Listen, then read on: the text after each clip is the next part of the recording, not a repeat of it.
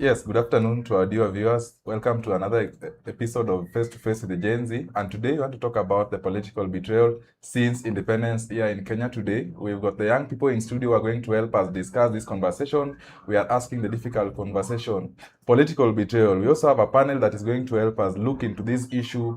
And I know many of you have gone through betrayals. So whatever the case, we are going to allow you to tell us what it entails. I know some of you have been in student leadership, so probably this is something you've interacted with.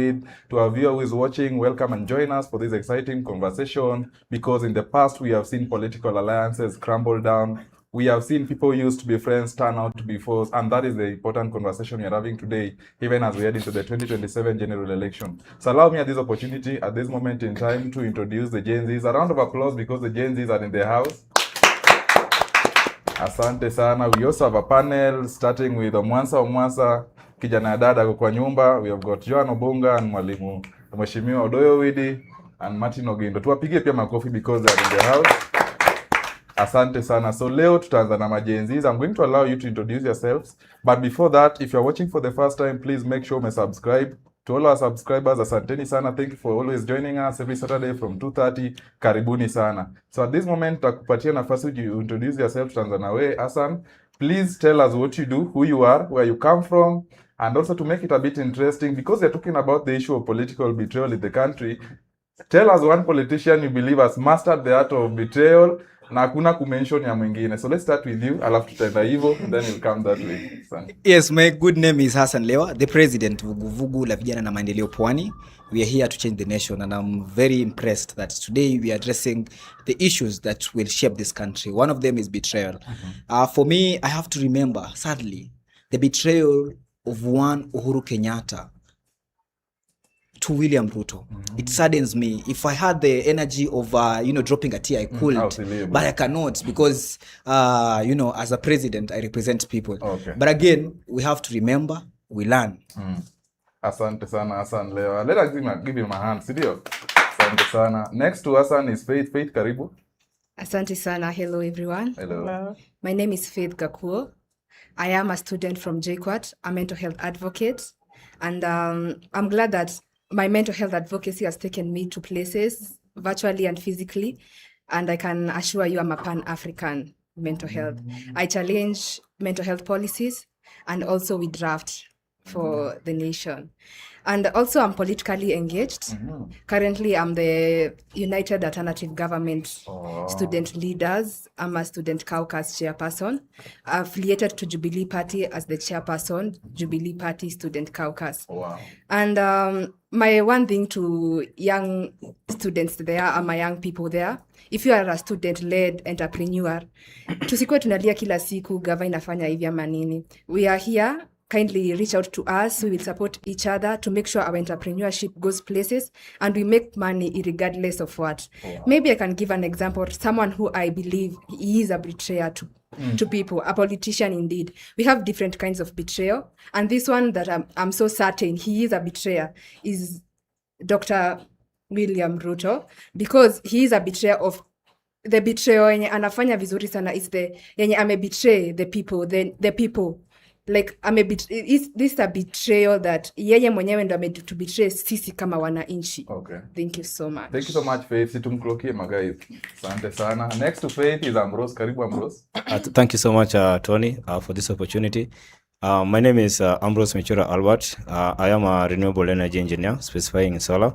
I'm currently doing research on the physics or the physical appointment of the localization of solar in Africa. And above all, let's migrate into solar, because even recently you did so the KPLC saying the prices of units of electricity will be shooting up with around 4 shillings, and you just know what that will really do to you in your bill. So let's go to solar. It will really help us going forward. My betrayer as at today, and perhaps the change is one former Speaker of the National Assembly, that is Justin Muturi. Thank you so much. Okay. Thank you so much, Tumklokie. Asante sana. Next to Ambrose is Valerie. Karibu. Thank you, Tony. My name is Valerie Nanu. I come from Machakos University, pursuing Bachelor of Science in Electrical Engineering. And I draw. I can draw. So if you want a You can? drawing, I can draw. Oh, you can draw. Yes, I'm an Wow. upcoming artist. Artist. Yes, and a political leader, I think. Okay, Betrayal. A political leader, I think it's the late Jomo Kenyatta. It's funny that to this date, it's still everyone's memories. And even while I was in school, there was a short story about that. Like they were mocking the betrayal and all that. So I think that's a very big betrayal from his past. Yes. Okay. Thank you. We'll invite you to tell us that short story later on. Asante sana, Valerie. Next to Valerie is Moses Sande. Karibu sana. Please tell us your... Okay, my name is Moses Sande Umondi. I'm a director of Delphix Express. We do courier services in Nairobi. I'm also a UDA delegate here in Nairobi. And currently, I'm one of the coordinators of Team Fade.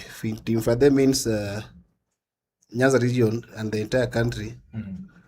We are going one-on-one with the people to ensure that we tell them the truth, because we've realized that in a number of times, people complain that the president is not doing A, B, C, D, but they don't have the information.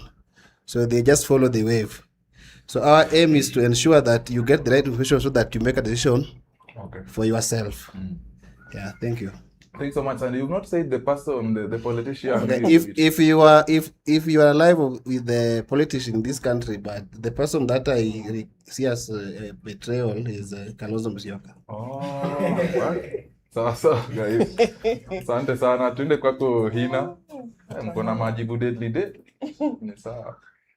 Okay, thank you so much, Tony. My name is Hina Cherop. I'm a student pursuing BSc Nutrition and Dietetics.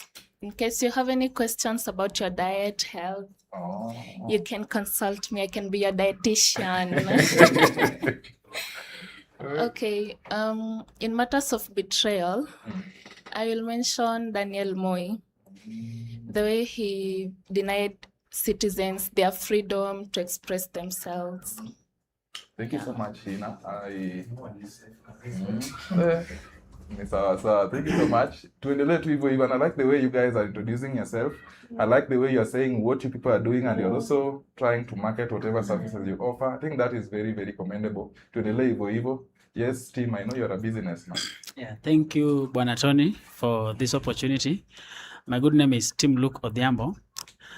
I'm a postgraduate diploma student at the Open University of Kenya, pursuing leadership and accountability. I'm a businessman, of course. I do international trade, particularly imports of construction materials. And we have in stock a lot of renewable energy products here in Nairobi. We supply across the country. My political betrayal, I would pick one, James Orengo, for misleading the people of Siaya. Okay. Thank you. Sawa. Thank you so much. I hope Ambrose umesikia akona mabatteries hapo. Yes. Yeah. Yes, Samka. Thank you. My name is Samuel Kahinga. I am a student of mechanical engineering at the Technical University of Kenya. At the same time, I'm a youth leader and a youth advocate. I ventured into politics a while ago, and currently I serve as the SG at the Jubilee Student Caucus. At the same time, when you look at life is about three aspects: political aspect, the cultural aspect, and the economic aspect. So in the cultural aspect, I happen to serve as the Secretary General of the Kikuyu Council of Elders. When elder? Yeah, so, okay. Yeah, so I happen to sit with the men who govern the Kikuyu community, and we are shaping the youth wing, because it has been long that we have seen that the youths in all the aspects, from the Nyanza region, Pwani, we have been neglected. So lazima tupambane tuweze kupata hii nyama kwa kila kona. Now at the same time, I ventured into business. I own a shop in Nairobi, and I sell juice to comrades. You sell? I sell juice. Oh, clock juice. Yeah. So if you happen to visit Tuk, utatembea hapo utanipata nauzia juice. Utanionyesha. So political betrayal, it's a very important conversation today we are having, because if you look at Kenyan politics since the last 60 years, we have seen the big men betraying each other. So it has been boardroom politics. But it happened in 2024. We saw the state betraying the young people, because we stood up on parliament and we said the state has betrayed us. From the president, the parliament, right now we're seeing the judiciary is also betraying us. So I'll name one, Kimani Ichung'wah. He has betrayed us. He's the majority leader. He's the person who is supposed to be helping the parliament to shape the right narratives, but he's been misleading us, and at the same time he's the person who is naweza semaje, wale watu wa greedy. Ni mchoyo sana, ulafi, and that is not the way to go, because we as the young people, tukipata huko mbele hakuna kitu, tutakula nini sisi? Noma sana. Thank you so much. Tulokie sana kama guys, jamani, hiyo juice. Asante sana. Yes, alafu tuende kwako Amani. Thank you so much. My name is Amani Joshua. I'm a community development practitioner. I pursue community resource management in Kenyatta University. And affiliated in Linda Mwananchi. Soon will be a party. I'm serving there as the National Youth Coordinator. We serve comrades there championing for human rights. I think in political betrayal, I will say that one Gladys Wanga has really betrayed the people, and especially the people of Nyanza and Kenya at large. Yeah. Thank you so much, guys. Tulokie Amani. He was in Oma Bay the other time. Asante sana Amani. We are happy you are back safe and sound. Alive. Yes, Sharon, last but not least. Yes, thank you. It's last but not least. My name is Sharon Mokai. I am an emerging youth leader. I'm also a former student leader from the Technical University of Kenya. The person whom I can say, he has not only mastered betrayal, but it didn't seem to bother him. It has to be one Mwai Kibaki. His betrayal, the moment he betrayed Raila, you'd think that it ended in the boardroom, but it led to deaths. Families were disoriented. You know, if him and Raila would have agreed, probably Raila would have waited until let's say 2013 for him to vie. But he had to betray Raila, and that really led to the 2007 post-violence. So that shows you how dark betrayal can go. It's never ever, I mean, it has affected that till this date. People still fear politics. The moment politics is approaching, it's not anticipated. There is that fear. So Mwai Kibaki's betrayal was dark, deep, and shameful. I feel you. Thank you so much, guys. Let us give ourselves a clap. Sindio, that was so nice. Asanteni sana. We've had names kama Jomo Kenyatta, Kimani Ichung'wah, Mwai Kibaki, ni sawa. Let's go at this moment to the panel pia tusikie wao wanasemaje. And on the panel today, we want to start with Mheshimiwa Martin Ogindo hapa ajiintroduce na yeye pia tuambie betrayer wake ni nani, and then we'll move to Omwansa kijana ya Ruto. Thank you, Tony. My name is Otieno Ogindo. If you call me Martin, I will respond, but I don't like it. And I am in public finance space, and I am also a law student at the University of Nairobi. I tried to be a student leader, but I failed. Something that I was betrayed. But my chief betrayer is Judas Iscariot. Thank you so much, Mwesh, for that. I believe kuna mic zao. Let's go to you, Omwansa. Tumekuona, you are the national conversation. You are not a new face to us. You've been in the student leadership space for quite some time. So please introduce yourself for those who may not know you. Alafu tuambie wewe ni nani unaona kama amekuwa betrayer na amemaster hiyo kabisa. Karibu Omwansa. Thank you so much, my good friend and my mentee. I used to mentor him when he was a small boy at some small school behind railways. You know, when he was having ambitions of vying for MCA, before he could even be a voter. My good name is Omwansa M. Omwansa. Been a student leader for 13 years now. I'm a student of law. I finished my 3.1 exams yesterday. Next week I'll be in 3.2 in Mount Kenya University, Parklands. I'm also a student of international relationship masters, the University of Nairobi, and I'm also a graduate of a bachelor of arts in psychology and political science from Multimedia University of Kenya. I'm a son of a peasant, and I'm also a son of dad, one Dr. William Samoei Ruto. I'm also the UDA Gen Z party leader, the only party with a Gen Z forum. I request other parties to learn from us so that you don't have youth leaders who are 60 years, but also you can have a Gen Z, segment in your party. Okay. Last but not least, for my betrayal, one politician, we have very many cases since, before independence, but there is one who served a quarter term. That guy is the greatest betrayer I've ever seen.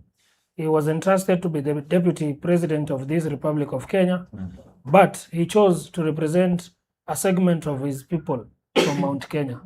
I don't need to mention him, but if you ask me, I will. But because you're sharp people, you know who I'm talking about. You know the person he's talking about? Anaongelea nani? The impeached Deputy President, The quarter Rigathi term. Gachagua. Okay. And before you go to Joan, you said you have a bachelor's in international relations or relationships. Both. So thank you so much and welcome to REDRING. Karibu sana Omwansa. And next Omwansa is Miss Joan. Karibu sana. Please speak to the Gen Zs when you are kujui. Thank you. Nani anijui hapa? Si mnanijua wote. My name is Joan Obunga. I'm a daughter. I'm a Kenyan. I'm a mother to Gen Zs. I'm a mentor. I love to mentor mentees. And professionally, I studied economics. I studied law. I studied public policy. So I'm in the space of development, public policy, and law reform. That's what I do for a living. For me, the biggest political betrayers that we've had are Kenyans. You agree to be organized within your tribal cocoons. You agree to be politically inflamed and make the wrong decisions. After you make the wrong decisions, you cry later. So you're my big betrayers, Kenyans. Nebaya. Asante sana Joan. Next to her, last but not least, is Mwalimu Odoyo, the convener. Karibu Mwalimu. Thank you, Tony. My name again is Odoyo Widi, the convener of the forum. And I think most important for me now is to redirect you. What does betrayal really mean? If you trust me with your life and I take away that life, that is betrayal. If you trust me with a secret and I let it out, that is betrayal. If you trust me not to do something and I go doing it, that is betrayal. If I promise to do something and I don't do it for you, I have betrayed the trust you have in me. So when I fail to meet your expectations depending on the trust you gave upon me, that is betrayal. So political betrayals in this country are both directions. Leaders to citizens, citizens to leaders, and they are also leaders to leaders. And the most prominent ones are leaders to leaders because theirs attract a lot of attention countrywide. So let's discuss these issues and let's see how they affect our politics in Kenya. And let's make them prepare for the betrayal that we are watching happening today as time runs away. Thank you. Wow, thank you so much. Let us give them a hand. Hapana. Kwani hamna energy guys? Tuongeze energy kidogo, si ndio? 1 2 go. Yes, thank you so much for that. And if you're joining us for the first time, we are discussing the political betrayal in Kenya since 1963. That is when we got independence, and we are having this conversation with the young people, and also the panel pia iko up, and it's a heart-to-heart conversation. Tumesema hii si kanisa, guys. Feel free kuongea. We listen, we don't judge, si ndio? Na nasemanga kila siku we come here to unlearn, learn and relearn, si ndio? So at this moment, I'm going to open the floor to you guys, the Gen Zs, to then set the stage for this conversation. And I know many of you, as I said earlier on, have been in campus politics, na mnajua, some of you have equally been in relationships, mnajua, na betrayal pia ni kitu ambayo ume-counter as part of your life. Ama nani hajawahi kuwa betrayed? Okay, nani amewahi kuwa betrayed amongst you? Who has ever been betrayed at any point, whichever the case? Naona ina pale, team, Samka kwa siasa?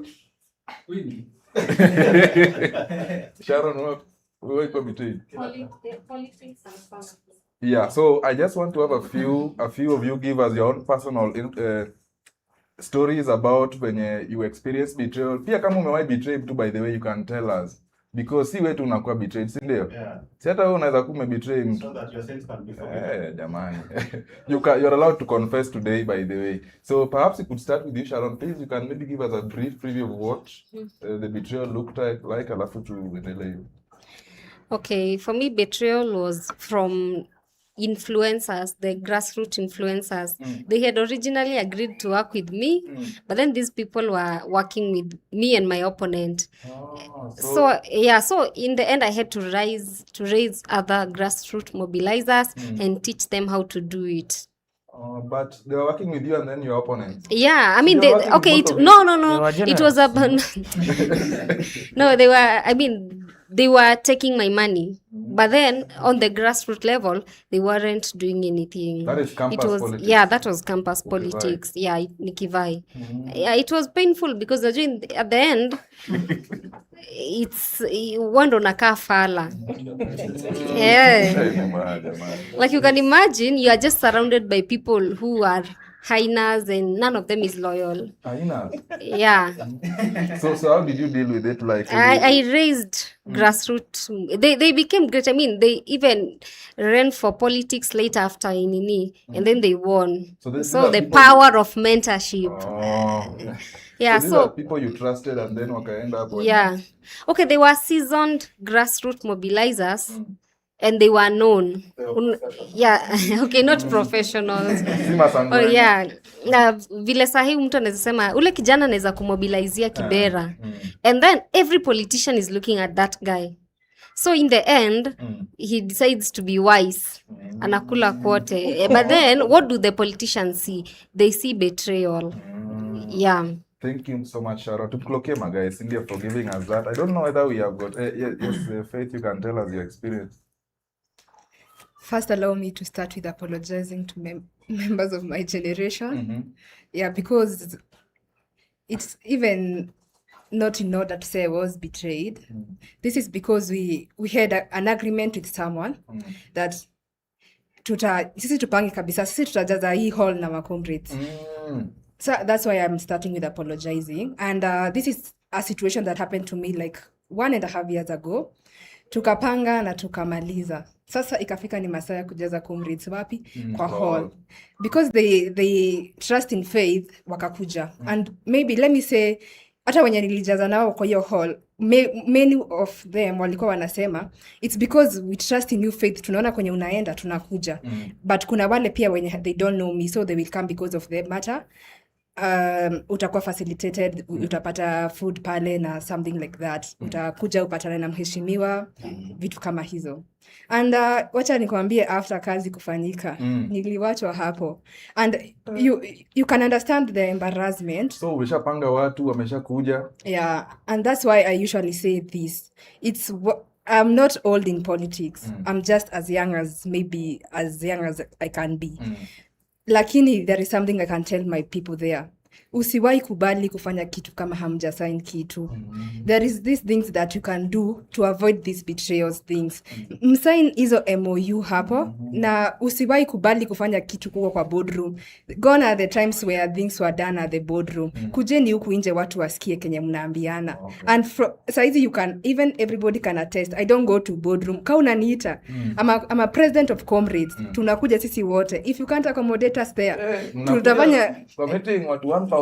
Yes, because once beaten, twice shy. And I can't now betray you. If you betray me, you betray members of my generation and the people I lead. Siwezi kubali hiyo maneno ijitokeze. Now, as we continue with the panel, tunaweza taka kuambiwa the things we can do to avoid this betrayal. When you are betrayed as an individual and you are a leader, na hiyo ni leader to leader betrayal, wana betray people you lead.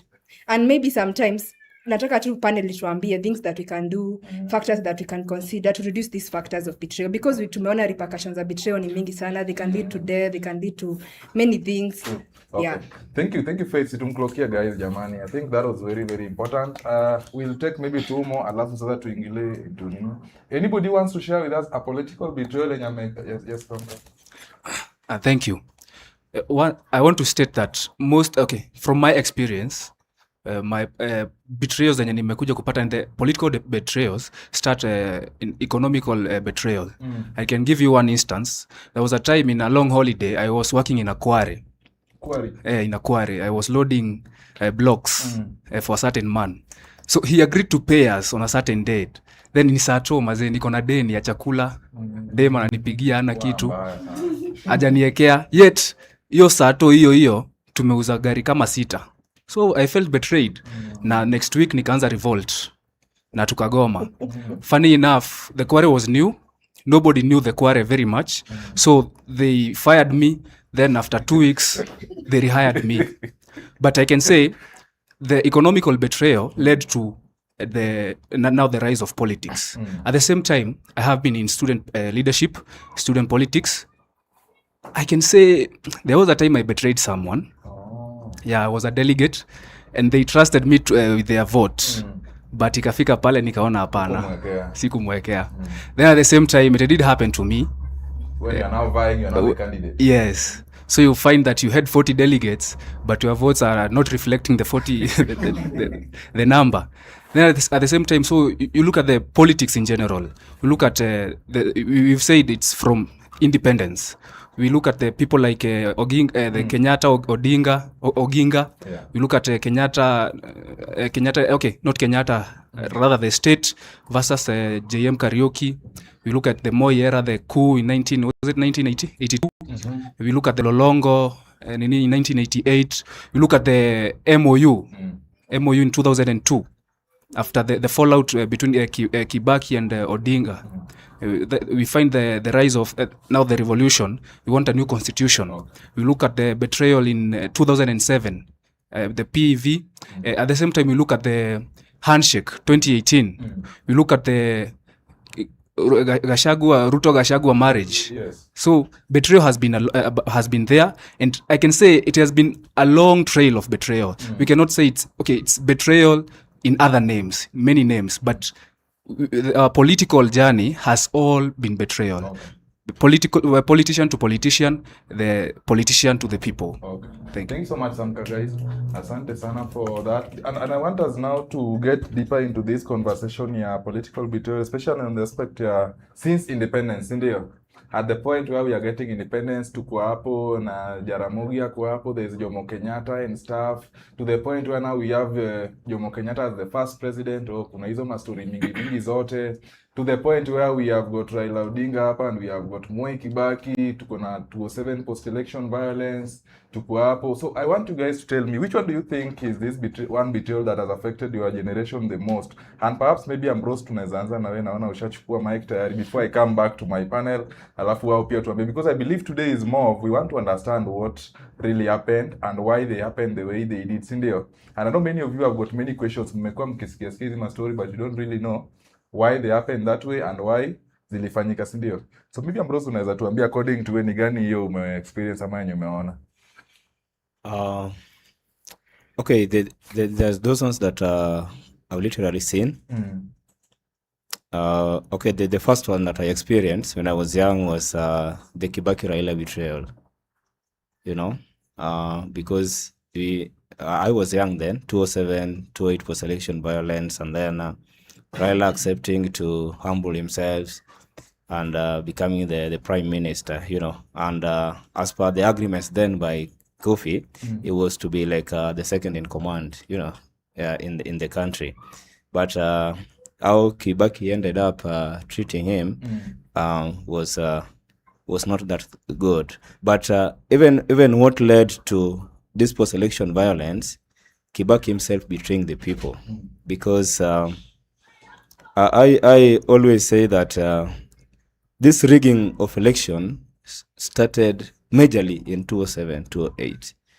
You see, that's what I believe really on, because when you look at before then, people used to panga line behind you and they were counted. But this system of voting secret ballots from 2002 coming upwards, it was in 2007, 2008 that Kibaki did us the worst and betrayed the people. You know, this guy being first being sworn in at night, you know, with his people, the brigades he had then. That one was a very major betrayal that affected us as a people and led to the death of so many citizens of this country. Another big betrayal that I've seen afterwards was let's say the Uhuru Ruto betrayal back then in 2018.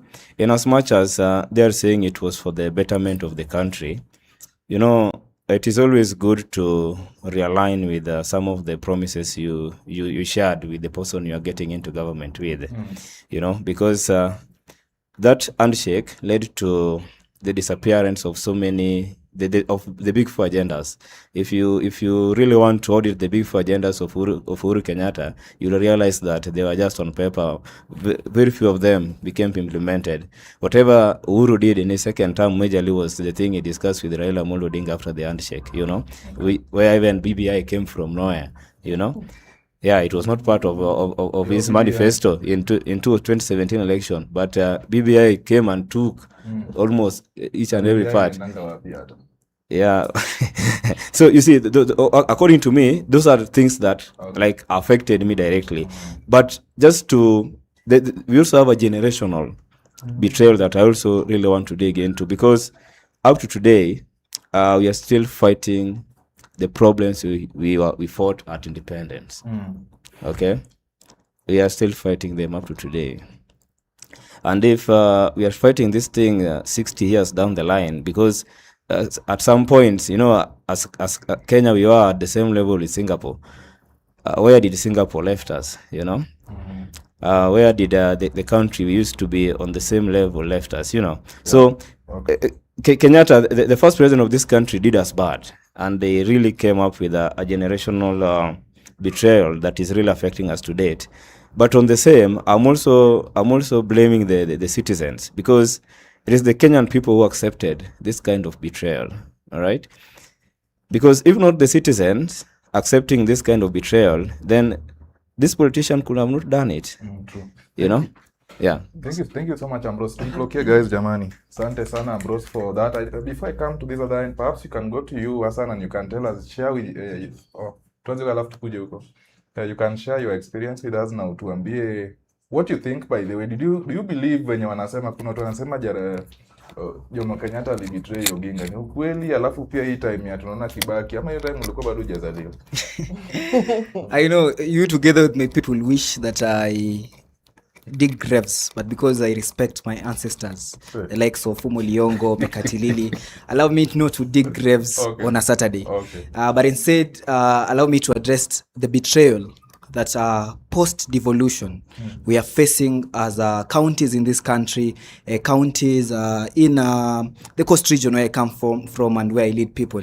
I'm talking about a betrayal of the people by elected members of the nation. I am specifically addressing governors. Today, a governor will promise me as a voter, he will promise my mother as a voter, he will promise my grandmother as a voter that once they get to power, they will solve our problems. At the coast region, one of the major problems that we are facing is the inavailability of clean water. Access to clean water is not there. You can go like 6 months without clean water. But they will promise to me and my relatives and my generation that they will solve these problems. I go there and I say, let me go do those machungwa sita, let me go elect those wheelbarrows. At the end of the day, I expect that out of this trust that I have for these people, for this leader, they will honor my trust and make sure that those projects are addressed. Those problems are addressed, projects are built, and they're implemented within a short period of time that I will, benefit from these projects and all these things. But what do? They betray me. How do they betray me? Sadly, they will make sure that they budget maybe resources for that project, let's say a water project, and then they'll go back and give me figures that you see in this sub-county, we've given 600 million for a water project. In that other sub-county, we've given another figure for a water project. But again, a governor will go on a live radio station and quote these figures 1 year down to the election. So all these years you've been implementing, building a project that was supposed to maybe take 2 years, 1 year, but 4 years you are telling me that you have allocated money to a project. It saddens me and my people that when we elected you, we wanted you to address that issue and for a very short period of time so that our problems can be solved. But if till 4 years down the line, you're just telling us that you allocated this, you allocated that, you're not solving our problems. You're just allocating funds. So I would like to urge my people so that we are not betrayed again, because it saddens me that we are always being betrayed. So it means that we are fools as Kenyans. I'm saying that when a leader comes and claims that he can solve a problem, let them give us a timeline. Let them make it in public domain that this project will take 6 months, and then let's have accountability from that 6 months. If they fail to go past that 6 months, then we have to question them, and we want to see, because we actually want water. We don't want a lot of words, we just simply want water. Yeah. Thank you. Asante sana, guys. Thank you so much, Lewa, for that, especially mentioning the issue of the devolved units, because most of the times we like focusing on the national government and we forget that at the county level you have got leaders, kuna ma-MCA pale, sindio? I think that was also important. Tuite kwako, Valerie, your contribution, and then we'll come to you, Sharon. Okay, thank you, Tony. I think mine is to echo what my brother Ambrose has said, because we as Kenyans have really tolerated a lot of betrayal. Yes, we ourselves also, in a way, are betrayers, just as Madam Joanne said. So, but I would like, we really do tolerate betrayal, because an example is when the bill was being passed in Parliament, we had the people who are against it. For example, Honorable Ndindi Nyoro. He was so against it. He voiced out how he was against it, but when it was actually time to come and he wasn't there. So in a way, he betrayed the Kenyans, because those people who are the citizens who are siding with him were eager to see him there fighting for whatever he was advocating for, fighting against, but actually he didn't show up. And then we as Kenyans, we didn't actually hold him accountable, because we just complained and then we let it go, and then we just swept it under the rug. So I think we as Kenyans, we should also hold some of these leaders accountable.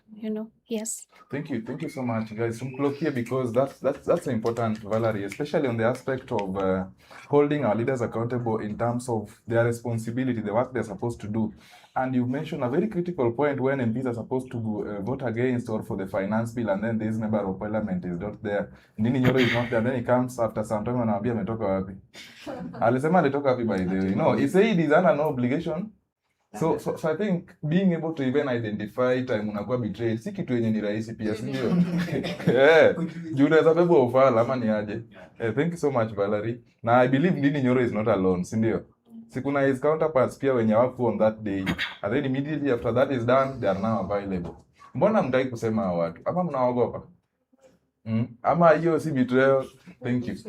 Okay, Tony, I wanted to say that sometimes we really need to differentiate between betrayal and exploitation of our desires. Okay. What politicians do is the fact that they exploit your desires.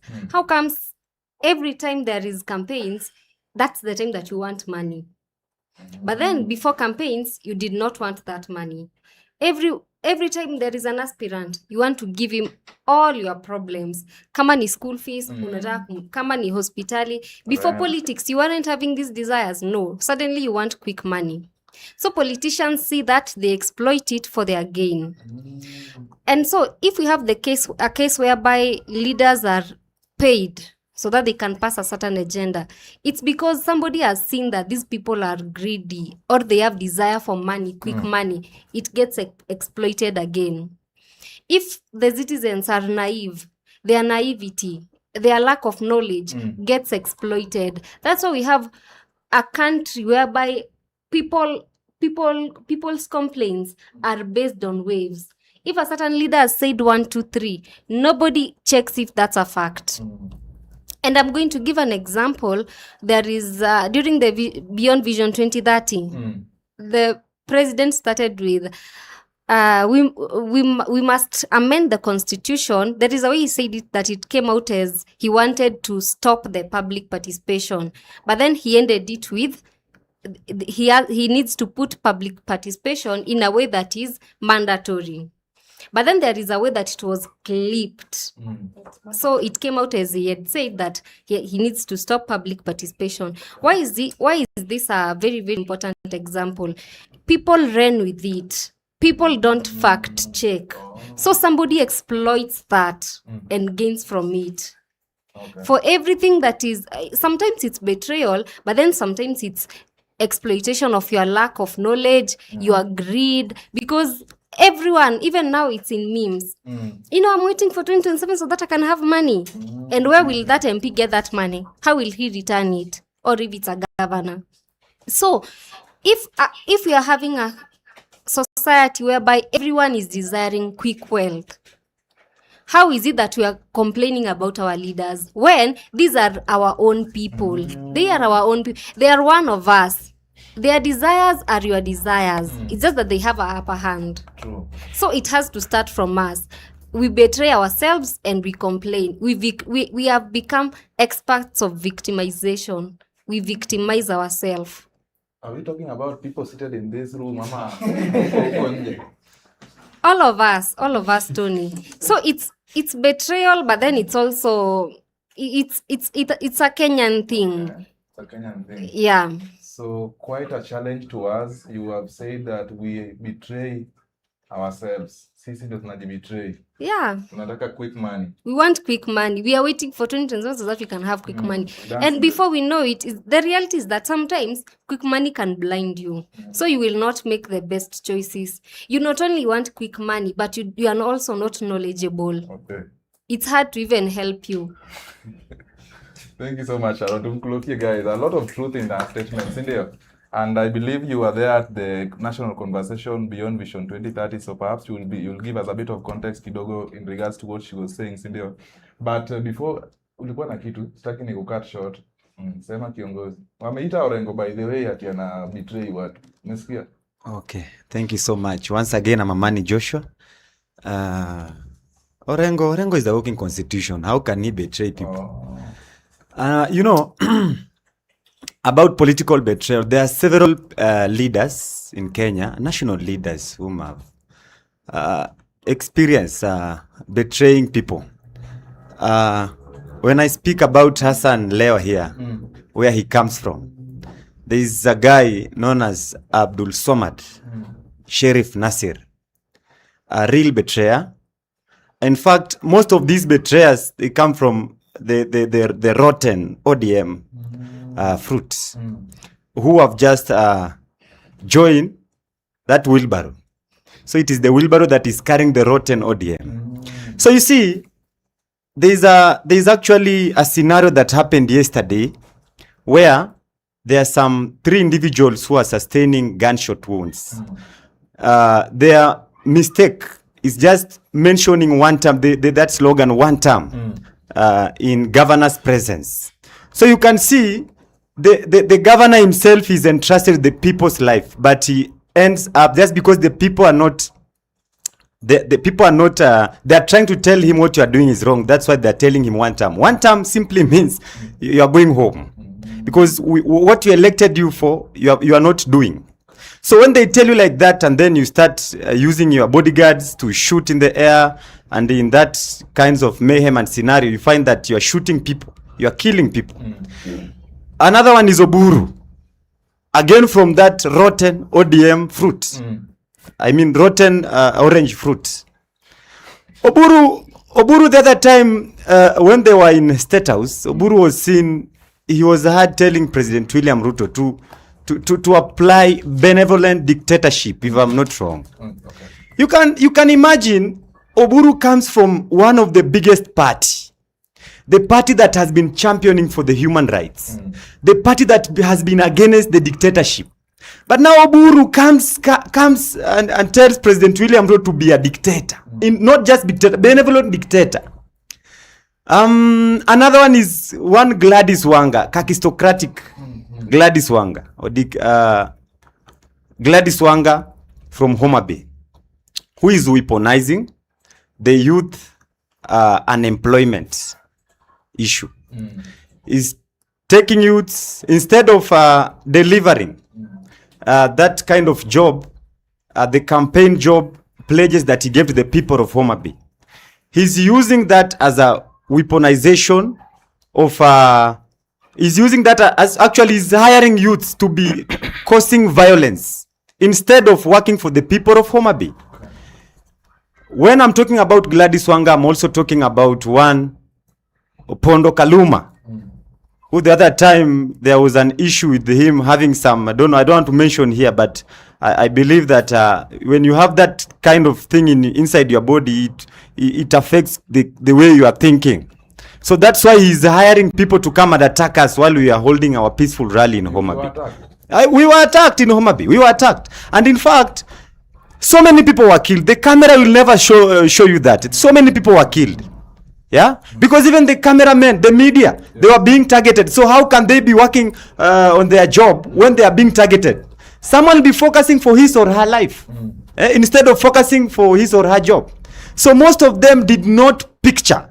They didn't took what was happening in the arena. They were running for their lives. So people were killed. What we saw with our bare eyes, people were killed. Yeah.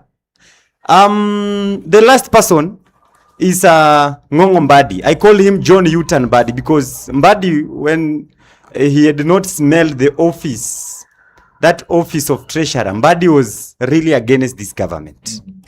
But now when Mbadi had just smelled the office of treasurer, Mbadi is like, oh, people have told me to come and how can people tell you to come and tax them? Not even taxing them. Punitive taxation. He's placed on the shoulders of the people.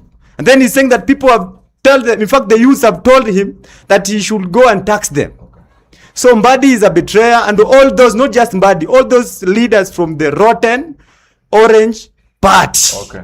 Thank you so much. Amani. And I see the kind of passion and zeal and vigor that you're talking with. I'm so sorry for what you experienced in Homa Bay. But ukue careful. Yes, nani alafu tukuje huku. Okay, thank you, Tony. Another form of betrayal that we are witnessing right now is us as the youths.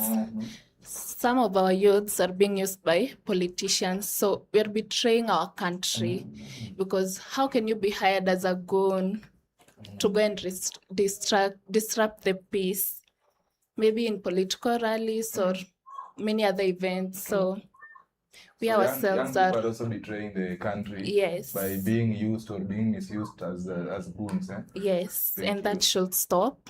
Also, another thing is the student politics. When we elect leaders, they'll promise us, oh, we'll do this in school. But when they get there, they just keep quiet. Even leaders at the university are betraying you people. Yes, it's everywhere, not just the national government. So something needs to be done. Yes, Steve. Yes. Yeah, thank you, Tony, for this opportunity again.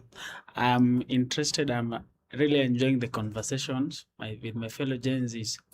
But I just have a comment. I'm coming to learn that the betrayal we mentioned in Homa Bay, Mr. Amani, is it true that Linda Mwananchi were fearing people? Because it means when you are attacked, you are not from Homa Bay. So what does it mean that because before it's your leaders, to me it's your leaders for the Linda Mwananchi team who are betrayers, because before they held their rally in Homa Bay, they had sent a series of threats that they are coming to colonize. Even me, you cannot threaten me that you're coming to colonize my house and you're coming with strangers. I'm coming to believe that it was true, because Amani does not vote in Homa Bay town, to be precise. And if you're attacked in Homa Bay by those who vote there, then it means you're betraying your people. You're going to fight in a land that is not yours. Oh, yeah. So and that one is really bad to people who understand that they belong to Homa Bay. They say there are parties beating Tolutolu, so hapo siwa attack na, but it's a form of betrayal either way, because from your leaders again, they were planning this chaos. So as leaders, sometimes it is not wise to plan chaos when you're visiting a region. We are allowed to have our rallies peacefully, but when you announce your rallies in form of threats, then it means it's betrayal, because what is going to happen there is total war, because you are a stranger coming to campaign, but you had issued threats, and now you have also, if someone from Homa Bay would complain that they were beaten, then I'm seeing that the news was the media is now betraying us again by not giving us true information. If those who were attacked were not fully people from Homa Bay, then it was a planned war. The likes of Kinamani must have been fed there to fight the people of Homa Bay. My friend, you see, I am a national youth coordinator, Linda Mwananchi. So if you tell me that I was in Homa Bay as a stranger, yes, I agree. But I went there, I was escorting our presidential candidate there to go and sell his own manifesto and agenda. Okay. So when we go there, is there any problem when we go there? Raila used to carry all his people. Because I'm in Linda Mwananchi. Am I not supposed to go to Homa Bay to sell our agenda? We are going as a team. Sifuna himself cannot just go there alone. He should be carrying us, his people. So I serve as the national youth coordinator, remember. So when I go there, I'm also serving people from Homa Bay. I'm a national. Mark that term, national. Sawa, guys. Let me. Yes. He's only saying that you guys went there, but you are also prepared for war. Exactly. You are equally carrying crude weapons. Yes. We are even now I'm prepared. You are prepared. After Meru, we are going to Migori, then we'll be going back to Homa Bay. We are prepared, because if the government cannot give us that kind of protection, we will protect ourselves. By carrying crude weapons, bangers and guns. Whichever, we will protect ourselves, bwana. Our life is very expensive. We will protect ourselves. Okay. Yes. Sawa. Okay. Sitaki ni wakati juu hii ni conversation yenu, but I really need to bring the panel, but so maliza alafu ni wadete then to endelea. Yeah, thank you. Maybe we can now start asking the bigger questions here. Whatever we have talked about ni vitu real. Now they have evidence, but they are things that zimesha happen. Yeah. Now wacha tukuje kwa the 2027. Now we can quote the Article 1 of the Constitution that says we are the people and we have the power. Yeah. Na tukiongea hapa nimesikia pia we the people we are betraying. We are also the betrayers. We need now to understand, why are we being the betrayers? What can we do better? Because 2027 is here, we will go to elections. What can we do better not to betray our own self and also not to betray members of our generation? How can we approach this matter, betrayal in politics? What is iendelee happen, but let it happen in between leaders and leaders, but not in between us and them. How can we now cut it? I agree with you. Yeah. You are a wise lady. Thank you so much. Muhimu sana, si ndio? Ndio maana you are the chair. So ulikuwa na kitu. Okay, thank you, Tony. Mine is for my brother Imani. Your brother in Amani. Okay. Yes, he has said that John Mbadi is a betrayer. After he got into power, he became a betrayer. I'd like to disagree with you. You see, the thing is, when, for example, those people criticizing the president, you see, when you're not in power, when you're not in that position, you think it's so easy. Everything is so easy. So you get to criticize. But actually, when you get into power, if you're given that position, you'll actually realize you can't do anything. There's nothing you can do. So I think here where you're saying John Mbadi is a traitor, betrayer, or whatnot, maybe at one point he was saying like the government is not doing anything. But after he got into that position, he actually saw the real work that's going there. So I think I disagree with your point. And also, sorry, my sister has said the bigger question should be what should we as Kenyans do because we ourselves are betrayers. And we have the elections, 2027 elections are coming up. I think we as Kenyans need to see the bigger picture. Because when we look at things like up close here, we are not looking at it far ahead in the coming years, 10 years down the line, what will happen. I think because you don't look at that to make rash decisions. Because I was talking to my friend and he was saying that he's going to support Sifuna, even if it's not Sifuna, anyone else but not Ruto. So I was like, why? What are they bringing in? And he was just telling me, Baraka si Ruto. So I think he's failing to see the bigger picture. Like, what are these people bringing to the table? Okay. So we as the citizens, we really need to look at the bigger picture. 10 years down the line, 20 years to come, what is there? Instead of looking at it up here, because those leaders will give you 1,000 shillings. They'll give you gas. I don't know this and this, just for the elections and all that to win your vote. But actually, you haven't looked at the bigger picture. What will they do when they get into power? Is this person actually responsible? Can they manage this power? So I think as people, we really need to look at the bigger picture and stop seeing things just up close. Asante. And I agree with you. It's a conversation I've had with many young people and the same thing. Tapatia huyu bora si huyu. But allow me at this point nilete Mwansa tuambie pia, especially from his point of view, mali amekaa, he has been there, amesema he has been a student leader for 13 years, guys. So this is somebody who, as he is talking, please, you really need to listen to also understand, because he was where you are at some point. And I think it's important that as we discuss this conversation, pia tukumbuke, we are all citizens in this country, we are supposed to make this country move forward. So karibu Mwanza, please speak to the young people. You've heard what they've been able to say in regards to the political betrayal. Uambie kama kuna makosa amefanya mahali, how do we then move forward? Thank you. Boys wangu hapa amejangori sana. Uda, siweke kwa roho. Siweke kwa roho. Wezi sema tu umeprepare. How about ningefurahi ukiniambia wewe kama national, umesema wewe ni national? National. Unasikia umejiita hata national, si ndio? I'll be glad kuona unasema you as the youth coordinator unapanga venye wase wako walinda mwananchi watashika kura wa participate kwa hiyo election. Rather than kusema venye mmejipanga mnaenda kukutana na wase wa Homa Bay.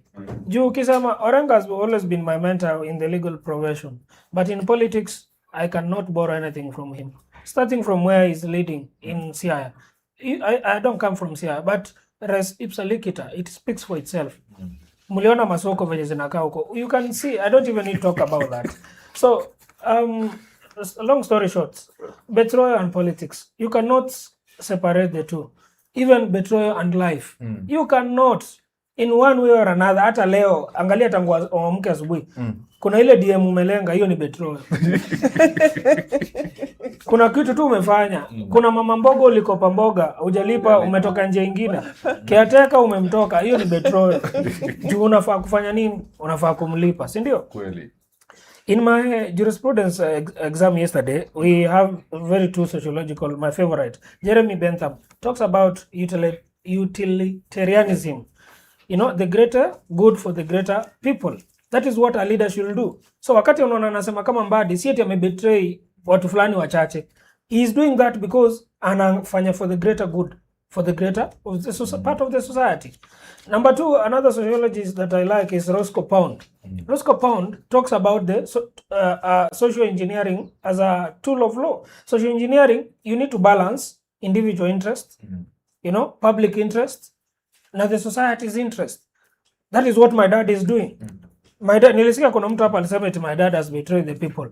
My dad has not betrayed anyone. As a matter of fact, hao watu wenye unaongelea, including wewe mwenye ulisema nyinyi ndio mmebetray my dad kwa kumuita Kasongo, kwa kumsema must go, kwa kumtokea 2024. Hata mimi nilimbetray, by the way. That's why tulipigwa marisasi hapa parliament. But after nilifika pale, like I always say, people ask me why did I change? After I saw the light, because I was Paul, nilikonga Paul ama Saul. Nikaona light. Nikaona kwamba nimebetray rais wangu. Nikasema hapana, wacha nijiunge na yeye. Bado anaendelea kumbetray. Huyu anaendelea kumbetray and will not see heaven, bro. Come and join us. Let us support our dad. This is it. Betrayal has been there. Betrayal in life you cannot avoid, especially when you are in politics. Since I joined campus in 2014, I was a class rep. Nikapanda mpaka juu. Mpaka saa hii nimefika. I'm still relevant. Kuna shule zingine sijatembea mwaka, but kuna fresha anaingia September na anajua baba zuri. Anaingia September na asha anijua na sijakanyaga simuoni hayajai nijua, but anasikia tu jina. Why? Because I left a mark. And that is what leadership is. Yeah. Leadership, you don't just go unapanda juu ukibetray watu. You will never. Kuna mtu sasa nikikuuliza president wa TUM wa last year, you can't tell me. Nikuuliza wa JKUAT 2 years ago, you can't tell me. Why? Because when they got to leadership, walisahau. Ndio unaona kuna mtu ameongelea student leaders pahali. I always ask them. I've been a president for KUSO for some time. Yeah. I always ask them before mseme Ruto must go eti hajafanya Kenya alisema. Wewe as a president, what have you done? You as a secretary general for TUK, what have you done? Wewe ulikuwa delegate wewe mwenyewe. Ile kidogo ulipewa, ulimnyorosha asubuhi na mapema. Na unajua delegate ni power ya 2 hours. Ulipewa power ya 2 hours, sina kwanga hata less than 12 hours, ndio? Mnachaguliwa usiku, kesho mnavota asubuhi, basi 4 uko powerless. But you got that power and you did what? Sasa imagine ukiwa MP, imagine ukiwa senator, ukiwa governor, ukiwa president, utatuuza sisi wote, uende ukae Dubai like some president in Africa. So what I'm telling young people is this. Before tuanze kuangalia huko juu, when I talk about this, I don't want to talk about 1 term and 2 term. I just want to reflect on your life. What are you doing as an individual? How are you betraying this country? If you are not going to vote, you are betraying this country. If you are not going to talk about civic education, wewe ni elite, unajua mazee. Unaona mwingine hapa amesema yes unatoa Ruto alafu. Wakati mtu anakuuliza hivyo muengage. Usimwambie sasa support 1 term ama 2 term. Mpe both side. Juzi nikiobina niliwaambiaje 26 reasons why I support my dad. 26 reasons. And I named them from the first hadi mwisho. Sasa wewe tuambie 1 term, nipe tu moja. Utasema tu Ruto must go. Really, that does not help. That is betrayal now in its real sense. Okay. So what I'm telling my good people, in whatever you do, please just remain faithful. Betrayal ziko. Na pia by the way, wezi fika penye nimefika as a student leader bila kuosha watu. Bila kwa betray. Lazima wa betray, but remember the two nini niliwaambia. For the better, for the greater society, si ndio? Kuna asubuhi DM yangu hapa ni kuonyesha WhatsApp ama Facebook na tusiwanga vibaya sana. But najaribu kuwei, watu wananiambia kazi mzuri na watu wananitusi. Naona watu wananiambia kazi mzuri ni wengi. Sasa watu wanitusi sasa pia nyinyi mnanikipa. You get? Yeah. So thank you so much Baba Zuri. Tupige makofi, ndio. I think that was very, very important for the conversation, especially your journey paka mahali umefika sahi, and we really appreciate your insights for that. At this point ni invite mheshimiwa pia uongee na sisi hapa, uongee na watu yangu, tuambie kama wewe ushawahi betray watu ama ulikuwa betrayed before. Thank you. And don't know, Baba Zuri ametumia lugha nyingine hapo lazima watu wao okay.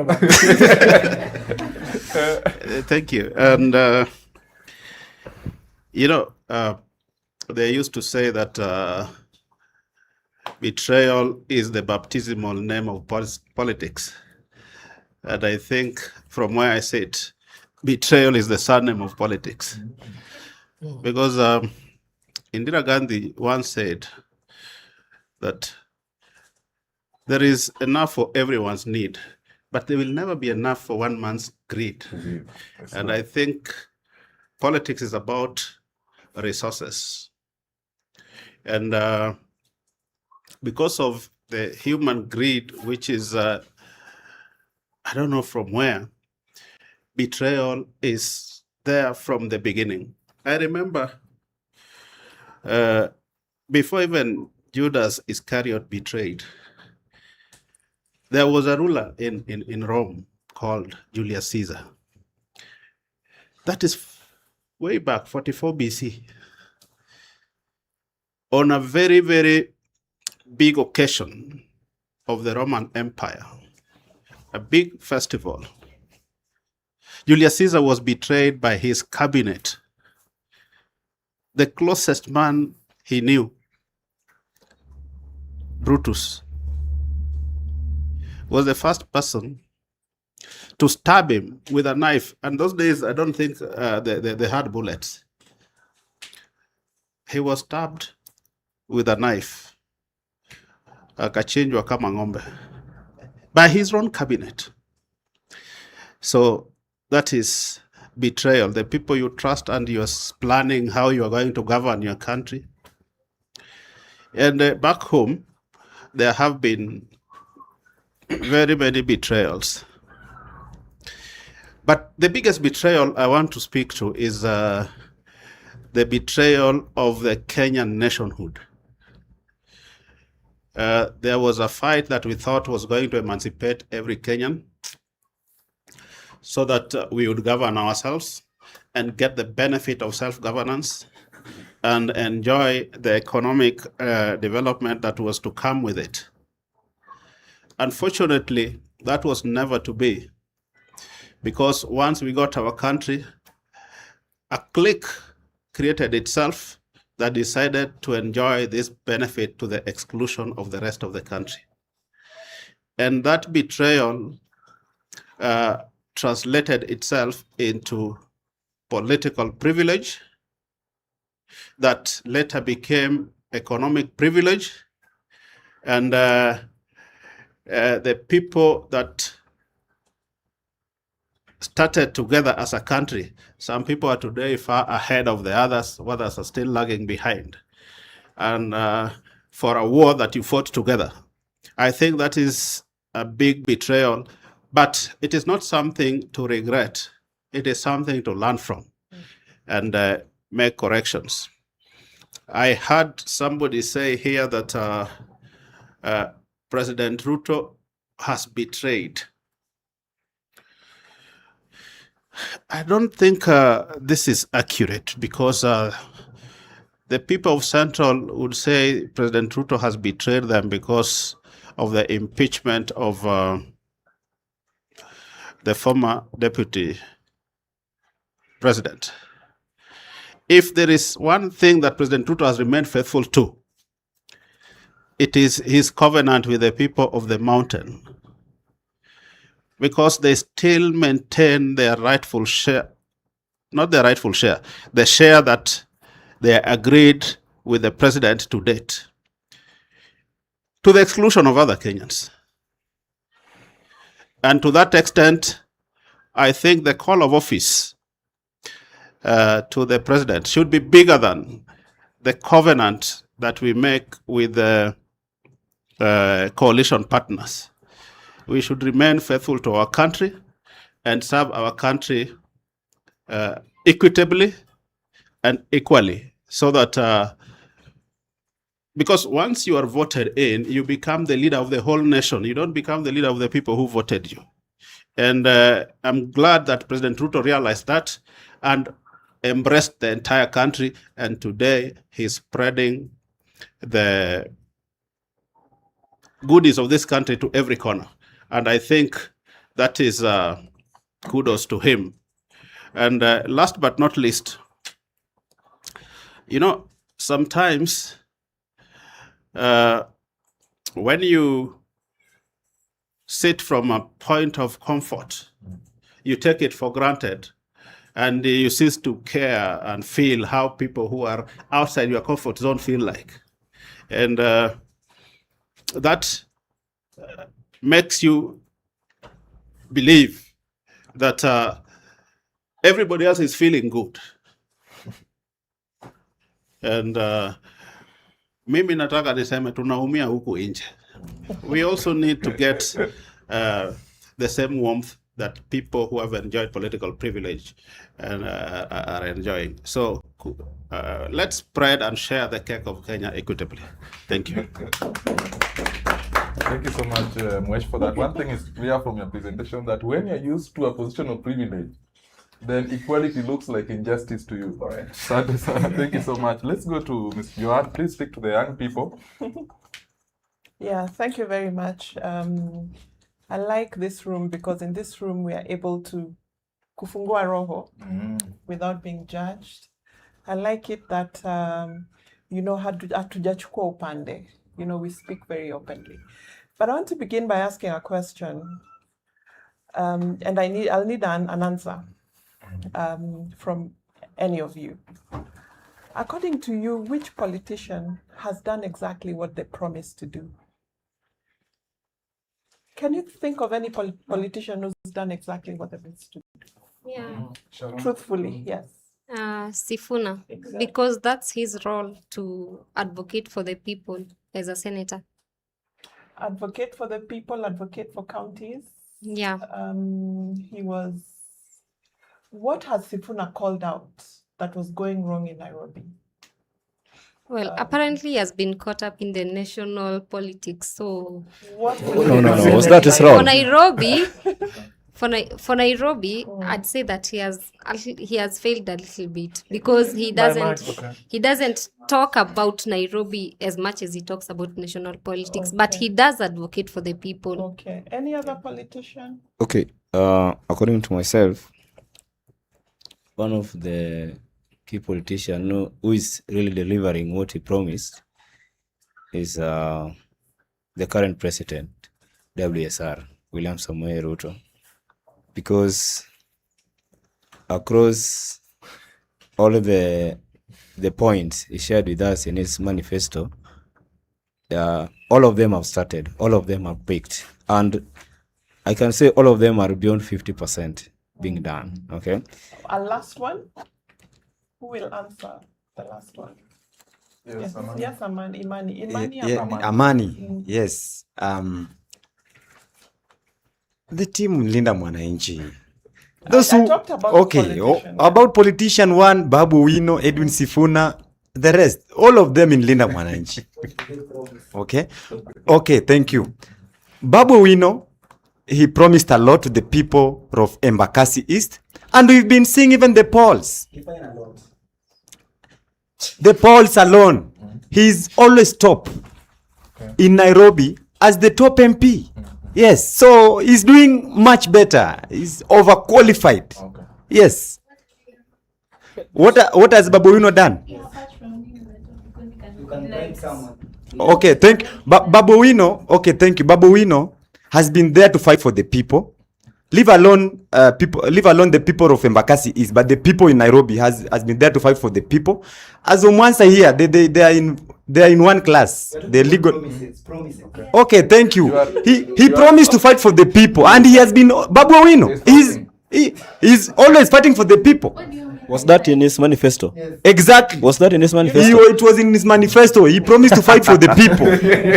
This question was very targeted. This question was very targeted. You want to say something? Yes. Okay. My name is Moses Sande, for my friend who was not there when I was introducing myself. I just want to advise my friend here that politics is not easy as he thinks. I work in this Nairobi, almost every corner of this Nairobi. But I can tell you for sure, even the Babu you are talking about is doing nothing in this Nairobi. Okay. I do deliveries everywhere. And again, with politics, don't put emotions to overrule you. The people you are now making noise saying that Linda Mwananchi and that you are a national coordinator will, on August, after we shall have announced that President William Ruto is now re-elected, they will come and join us and they will leave yourself there. So no one can do that. Okay, thank you. My question to you was very deliberate. and I'm getting a lot of varied views from you all, dependent on where roho yako iko. You think Sifuna has delivered, you think Babu has delivered. There are other people who think they haven't delivered. So what I'm saying is, betrayal sometimes is as a result of what we feel inside. It's not necessarily the truth that someone has betrayed you, but for various reasons, we take betrayal very personally because we are persuaded, like the way some people feel right now that the president has betrayed them. But if you ask them how, they will not explain how the president has betrayed them. And young generations across the history of Kenya have felt betrayed by politicians along the way. It has been said here that at independence, Kenyans got independence based on getting our land back, kupigana na ujinga, kupigana na poverty. Those are the same ills that we still talk about. So who has betrayed who? So what I want us to say, to learn here is, we need not look at betrayal by politicians, as a result of emotions that are going around the room like we have currently. When you elect your leaders, you come under social contract, right? When you go into elections, mnaambiwa tutafanya A, B, C, D. Those things may happen, sometimes they may not happen. And I will give you an example. A current one that you are alive to as young people, because this has happened a long time. The president came in, Iraq-Iran war happened. What happened as a result of that Iraq-Iran war, right? The cost of living imesumbua kidogo due to the high cost of mafuta that has impact across board within the economy. A lot of young people are actually looking at that as betrayal by the president. But is it? I don't know whether a lot of you understand, the reason behind the 2024 finance bill.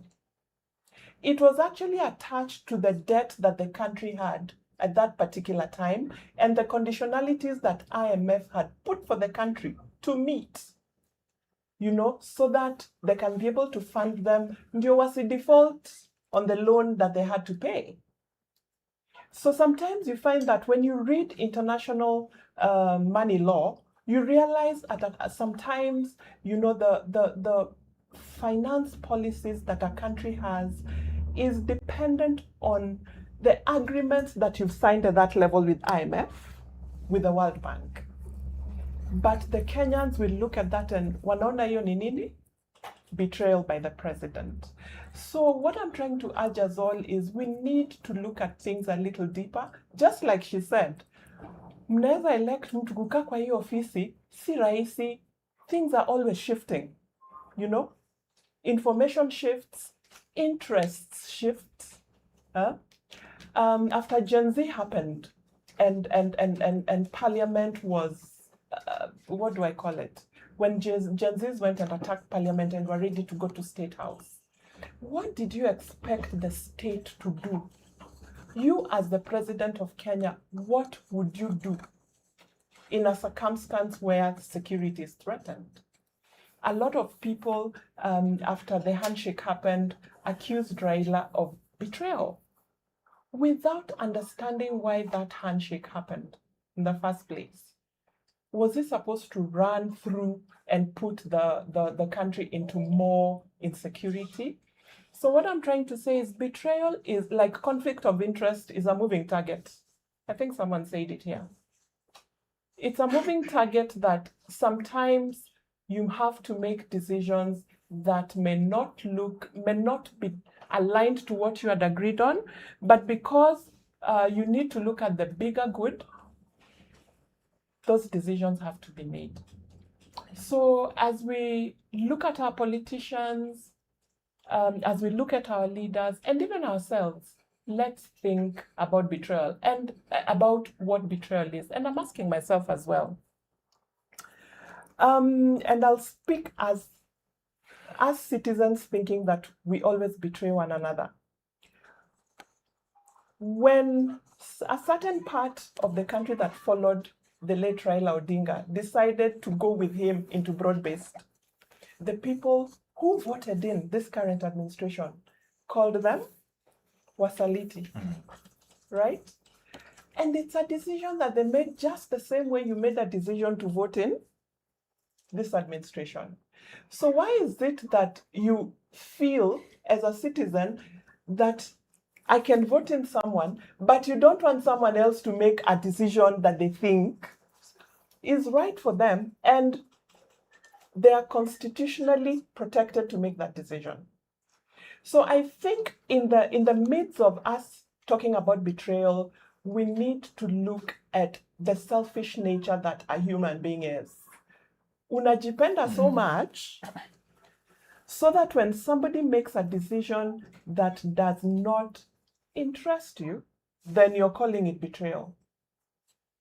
What is this betrayal? I like to talk by asking questions. What does betrayal mean to you? Very seriously. Yeah, thank you.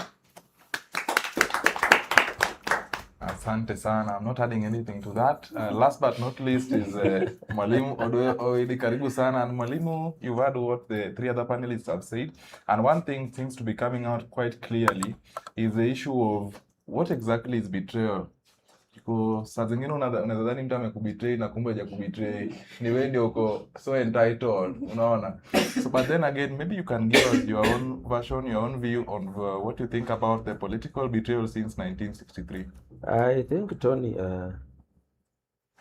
in my opening statement, I actually came out with what is really betrayal. And I have heard some people talk about certain things here, that some of them meet that criteria, but they are not betrayal because you don't understand how it all began. For example, there are people who told us that the president had made certain promises and did not live up to them, and that was betrayal. When candidates make promises during election campaigns, they are telling you what they intend to do if things don't change. But when you elect them and after 3 months you go into the streets demanding that the cost of living drop down, like it is a light in a room, you use a switch, then you're not going to expect some of those things to take place because he'll have to put some of his energy in dealing with that protest. But there is something I really wanted to talk about. I discovered somebody spoke here about benevolent dictatorship without actually knowing what that really is. In fact, to him, a benevolent dictator is worse than a dictator. I wish I could give you a minute to find out what benevolence means.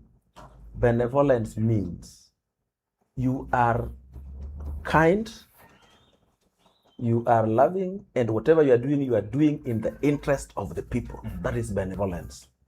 And I also want to remind you that the top 5 highest growing countries in the world in the last half a century, the top 5, 1, 2, 3, 4, Singapore, Turkey, and the rest, all of them are benevolent dictatorship. Hakuna democracy hiyo aina hii. All of them, not even one fixing itself between. And even in Africa, the best life was lived in Libya, and that had benevolent dictatorship. Benevolent, it means you force people to do the right thing for themselves. In all our homes, about 90% we practice benevolent dictatorship. Pauline, you have to go to school even if you don't feel like going. That is benevolent dictatorship. So it's only that we have been accustomed to criticizing anything that goes in the direction of the president. That is the problem we have. And that is why you don't even want to find out what benevolent dictatorship is. It is, by the way, a very good thing. It is only that in any nation, everybody wants to become a leader. That is why they don't want benevolent dictatorship. They want a democracy which can ensure they remove the sitting president and replace him with another one, or with themselves. All these leaders you see fighting for the presidency, none is fighting for you. They are fighting for themselves. Another thing which I wanted to clear about is Gunism. There are those physical goons that you have seen. Then there are digital ones like you and me. There's even some of you who can be hired to threaten, to create fear, and to assault others digitally. And the goons are not written on their faces. Even a saved man going to church can act as a goon one day and then go back to church. And the goons are the people that you also use when your tenant refuses to get out of the house. And you go to the nearest slum, hire 6 of them, they throw the things out, and you repossess your house. And the government has nothing to do with them. When we were going to Homa Bay, 1 month before, James Orengo announced that they are going to Homa Bay on 16th to capture it. And he said, use that language. They are going to conquer Homa Bay. And I hear my friend was saying that they were going to Homa Bay for their rights or whatever they are saying. Did you know that there was not even a venue for the rally in Homa Bay? They were just going to fight. And they said they are going to conquer it. And so the leadership in Homa Bay also prepared themselves that we are going to be conquered, let's be ready. And they were ready. And let me tell you, in that fight of Homa Bay, I think if the Kenyan police has performed well ever, it was that time. Imagine an attack to conquer Homa Bay arrives by sea, by air, and by land. And they are all heading to Homa Bay. And in Homa Bay, there are also an army hiding in the bushes and waiting for them with pangas, machetes, and everything. And do you know what happened? For the very first time, there was no gunshot that killed anybody. Oh, some people And only 2 people were died, one a policeman and one a civilian. Isn't it something to praise the Kenyan police for? Because they could have decided, let's arm ourselves and separate these people as violently as the law requires. That when you are protecting life and property, you use enough force. My brother, what you are suffering from is called this. There's something you are suffering from, and that is why we call it need for belonging. Once that need for belonging is you deeply rooted in, say, I think you are calling yourself Linda Wananchi, that anything that is pro them is right, irrespective of what the facts say. And anything against them is wrong, irrespective of what the facts say. This sense of belonging is the biggest problem. Sisi kama Linda Wananchi. You don't go to yourself, Sisi kama, people who have sense, people who evaluate things. You just argue because we're Linda Wananchi. Others just argue because they are too term. That sense of belonging is the greatest disease we have in this country. And it is created. It is created by first demonizing somebody. There are even people who find themselves in Linda Wananchi, not because they evaluated them and found they are good, no. Because there's a friend of them who is there and they joined that friend. Now they are ready to defend it with their blood.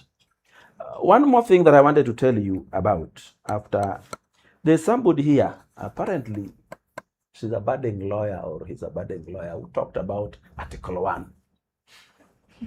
Article 1, even when you find senior counsels like Martha Karua, like James Orengo, but they are on the other side. They will never add the sentence only in accordance with this constitution. They will never add that. They will tell you the citizens have power. They can exercise through their elected representatives or directly. But they never read for you only in accordance with this constitution. When you are exercising it directly, what does the constitution say you do? When you are exercising through elected representatives, what does the constitution say you exercise it? And the one that you misconstrue most is this directly. Directly, you only do through a referendum. petition, yeah. You cannot go making a decision as a citizen that today we want to remove the president. Those ones, the constitution also tells you how to do them through your elected representatives by impeaching. So the power is all yours. Everything that is done in this country is by the people, but only in 2 ways, directly or elected representatives. When you are making that constitution, you do it directly. When say you want to secede, umeona Kenya is too much for you, you want your own country, you exercise that power directly through a referendum. But ile ya kwenda streets, that is not envisioned anywhere in the constitution. That is only for protesting. Hata hiyo ya protesting hawasomi yote. Wanawacha ile peacefully and unarmed. Hiyo wanawachanga. Because they know the recklessness of youth. They can recklessly throw you onto the streets, and they know when a youthful girl or boy dies, it is very painful. And once you have died, they forget about why you died. They start saying the government is a killer. They will not even remind us that you burnt Uganda House, that you breached parliament, that you looted shops. Did those things happen? So this is how propaganda works. It works with people who do not fact check. People who do not go back and see what is happening. I also had a statement which I thought was a bit reckless, that when you say that Babu Owino is a good man, is fighting for the people. Fighting who? Because we fought the ukoloni na walienda. Anybody in power today, we are the ones who elected. The only other time we want him to fight that person is during campaigns. Aende ulete huyu mzuri. But when you hear somebody as educated as Martha Karua taking that, now I'm forming a liberation party to liberate Kenya. From who? We are only a year to the election. And you know, there is no guerrilla war that has taken less than 5 years to remove a sitting president. Yet elections take 5 years maximum. Why don't we then use elections? Why do you want to use guerrilla warfare? Why do you want to use street protests? Because you want people to die on the streets. Do you think even people who sent Gen Zs to the street didn't know they cannot remove a sitting president? They knew. But you think they mean well. No, they meant if you go, 2 of you will die. And they will zero in on those 2. The way they have zeroed in on Rex Masai. You think Rex Masai is the only person to ever die in the streets?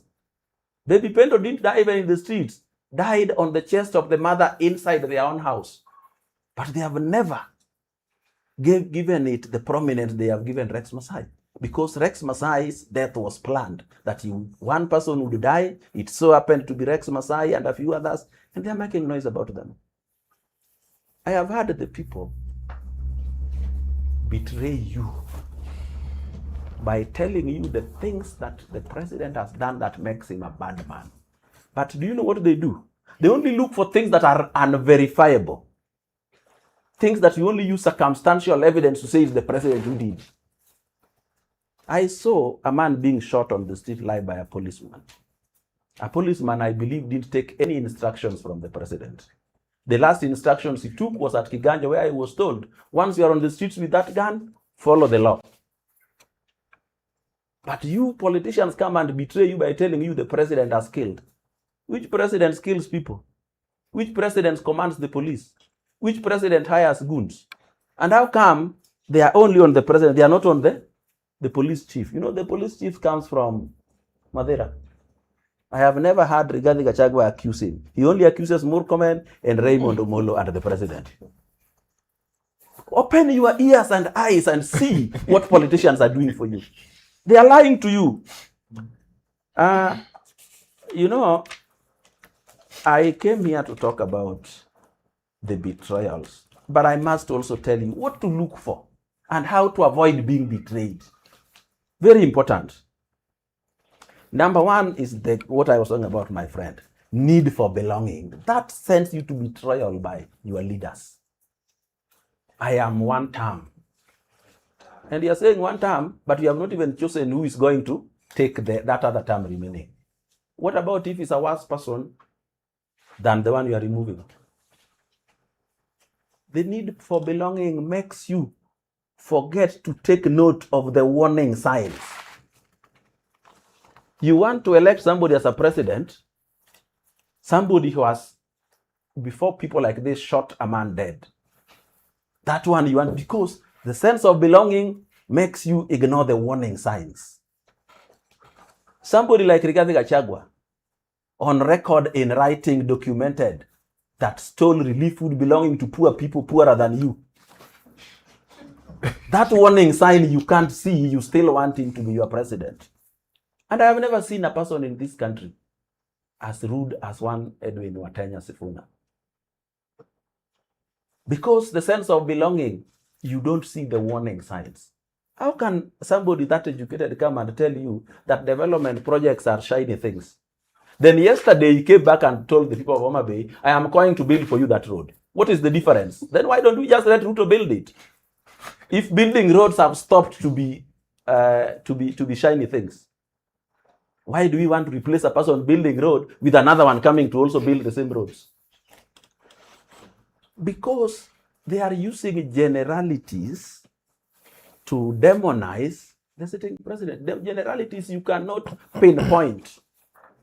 That is why you hear politicians use things like they killed, we, and it's not saying who. Because generalities are very difficult to defend. It is like talking in parables. And another thing which I want to tell you about is something called optimism bias. You assume these people fighting the president are fighting in our interest. So anything they do is in our interest and is good for us. So you are optimistic. You believe that whatever they are doing is in our interest. I can tell you for free. Now, and after election, you'll come and tell me, none of those people is doing anything in your interest. It is theirs. You are only the tool they are using to achieve their goals. And you are a good tool because most of the time, you don't fact check. Because most of the time, you ignore the warning signs because you are being driven by emotions. You are being driven by the hatred that has been built. That is why religion must build emotions and hatred. That is why Satan exists. There is no science or religion that proves that Satan exists. Jesus did, we can prove. But Satan doesn't. It is meant to give you an object of hate, an object to blame for everything. That is what politicians do. They create an object to be blamed. So when anything goes wrong, ni yeye. And do not ignore propaganda. Do not. And I've never seen anybody coming to say, I think that must have been, or nobody. And everything politicians do, 90% are propaganda. Yet you ignore them as facts. A politician will do this. Create a propaganda scenario. After you have accepted that it is true, he comes and uses it to prove others. For example, something that people have never believed. The death of Albert Ojwang was a propaganda. Not that he didn't die, he died. But they planned his death carefully to die in a police station. Now that is a good proof that Ruto is a killer. Yet he did not kill Ojwang. He did not even know. He did not even send anybody. He did not even create a situation where Ojwang could die.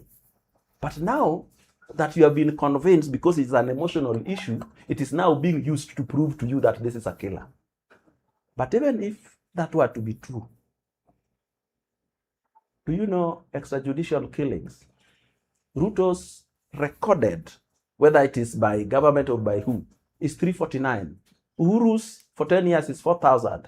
Kibaki's for 10 years is 9,000. Daniel Arap Moi's for 24 years is 11,000. Who is the killer? Who is the extrajudicial killer? At the age of the university there, on March 5th, 2009, Oscar and Oulu were shot dead there for a very flimsy reason, because they were fighting for Mungiki. That time, Michuki had ordered 500 Mungiki adherents to be killed extrajudicially. Who has betrayed you? The people who have refused to tell you what happened in 2009. They're only telling you now. Do you know, everywhere Rigathi goes, he tells you that Emura Dikir MP was killed, Raila Odinga was killed.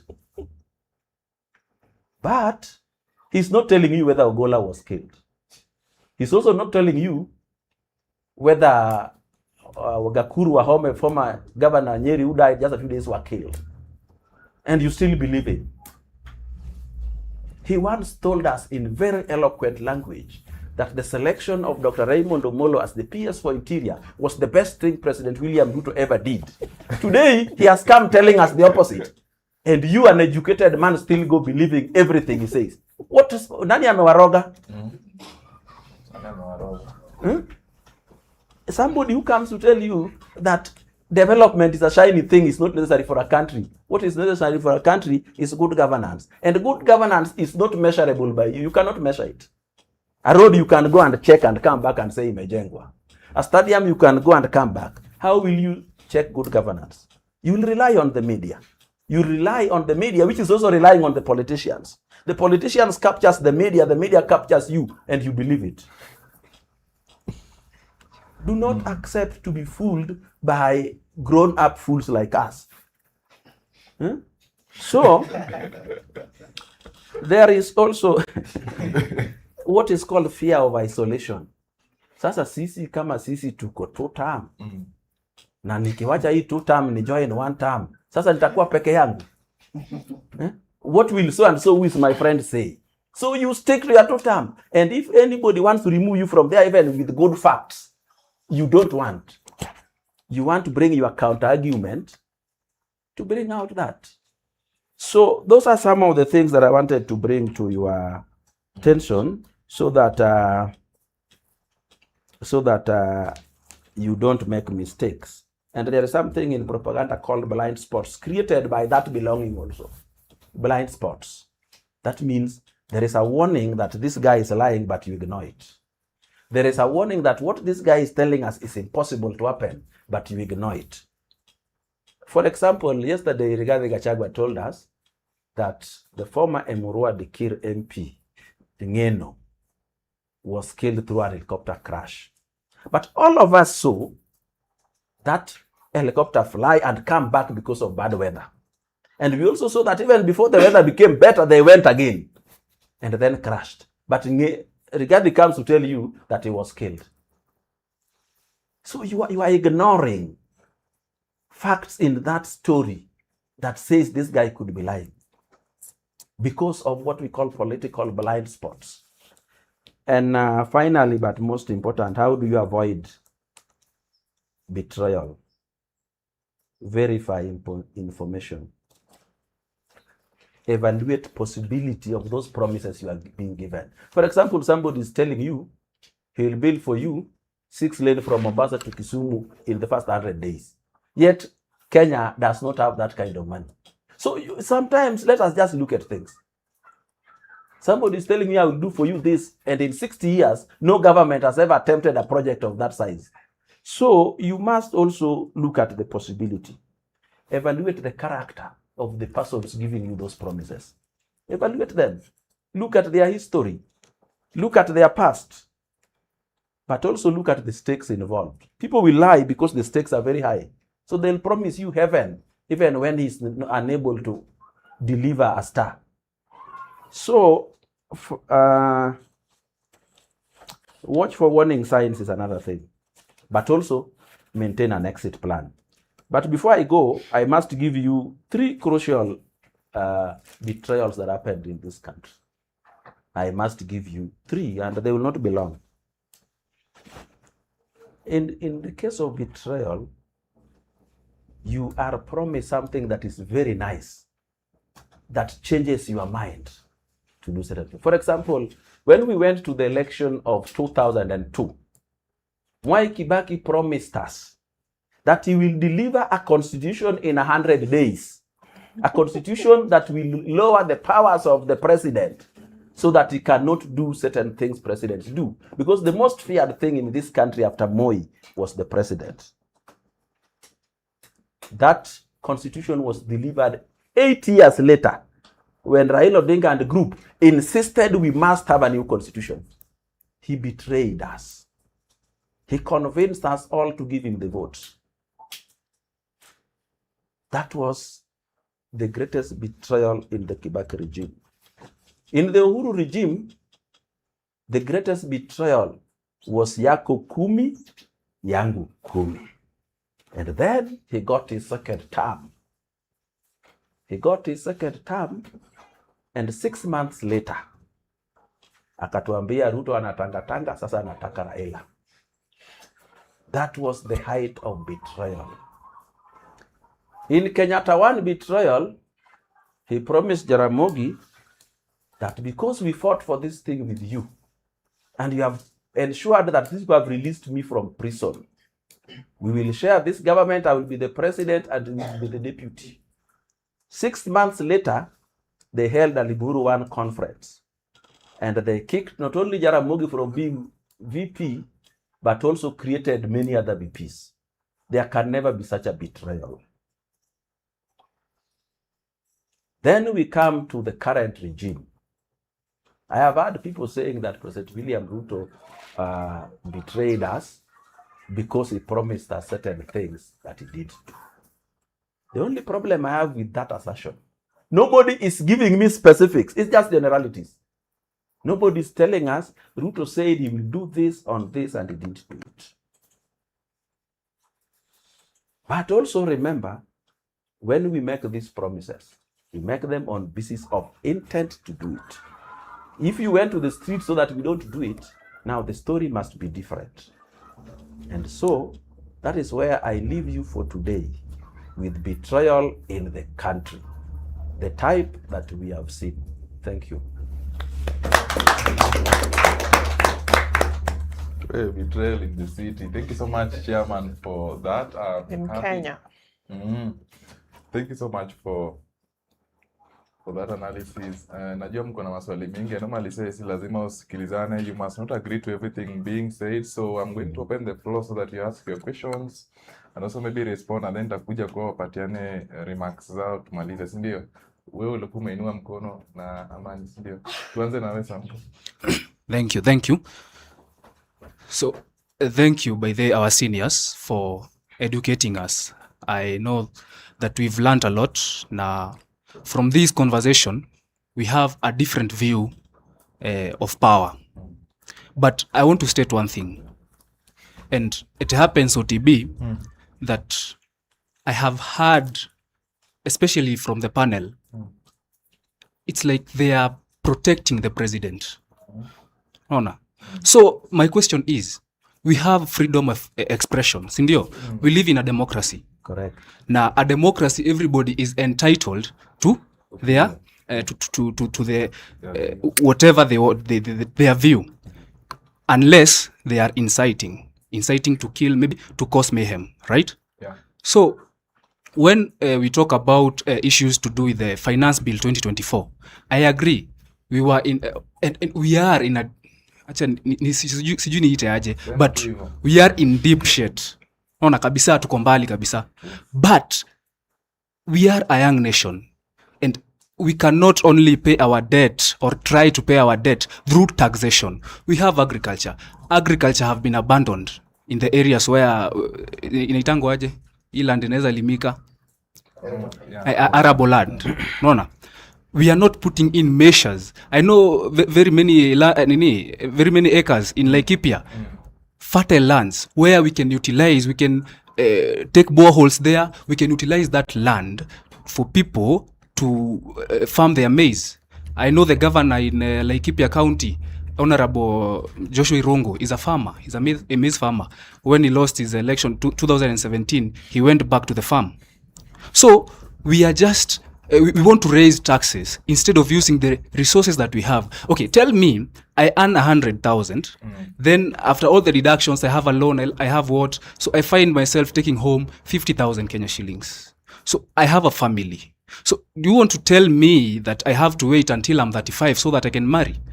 In Nairobi, if you are earning 80,000, truth be told, you are going to live life as hell.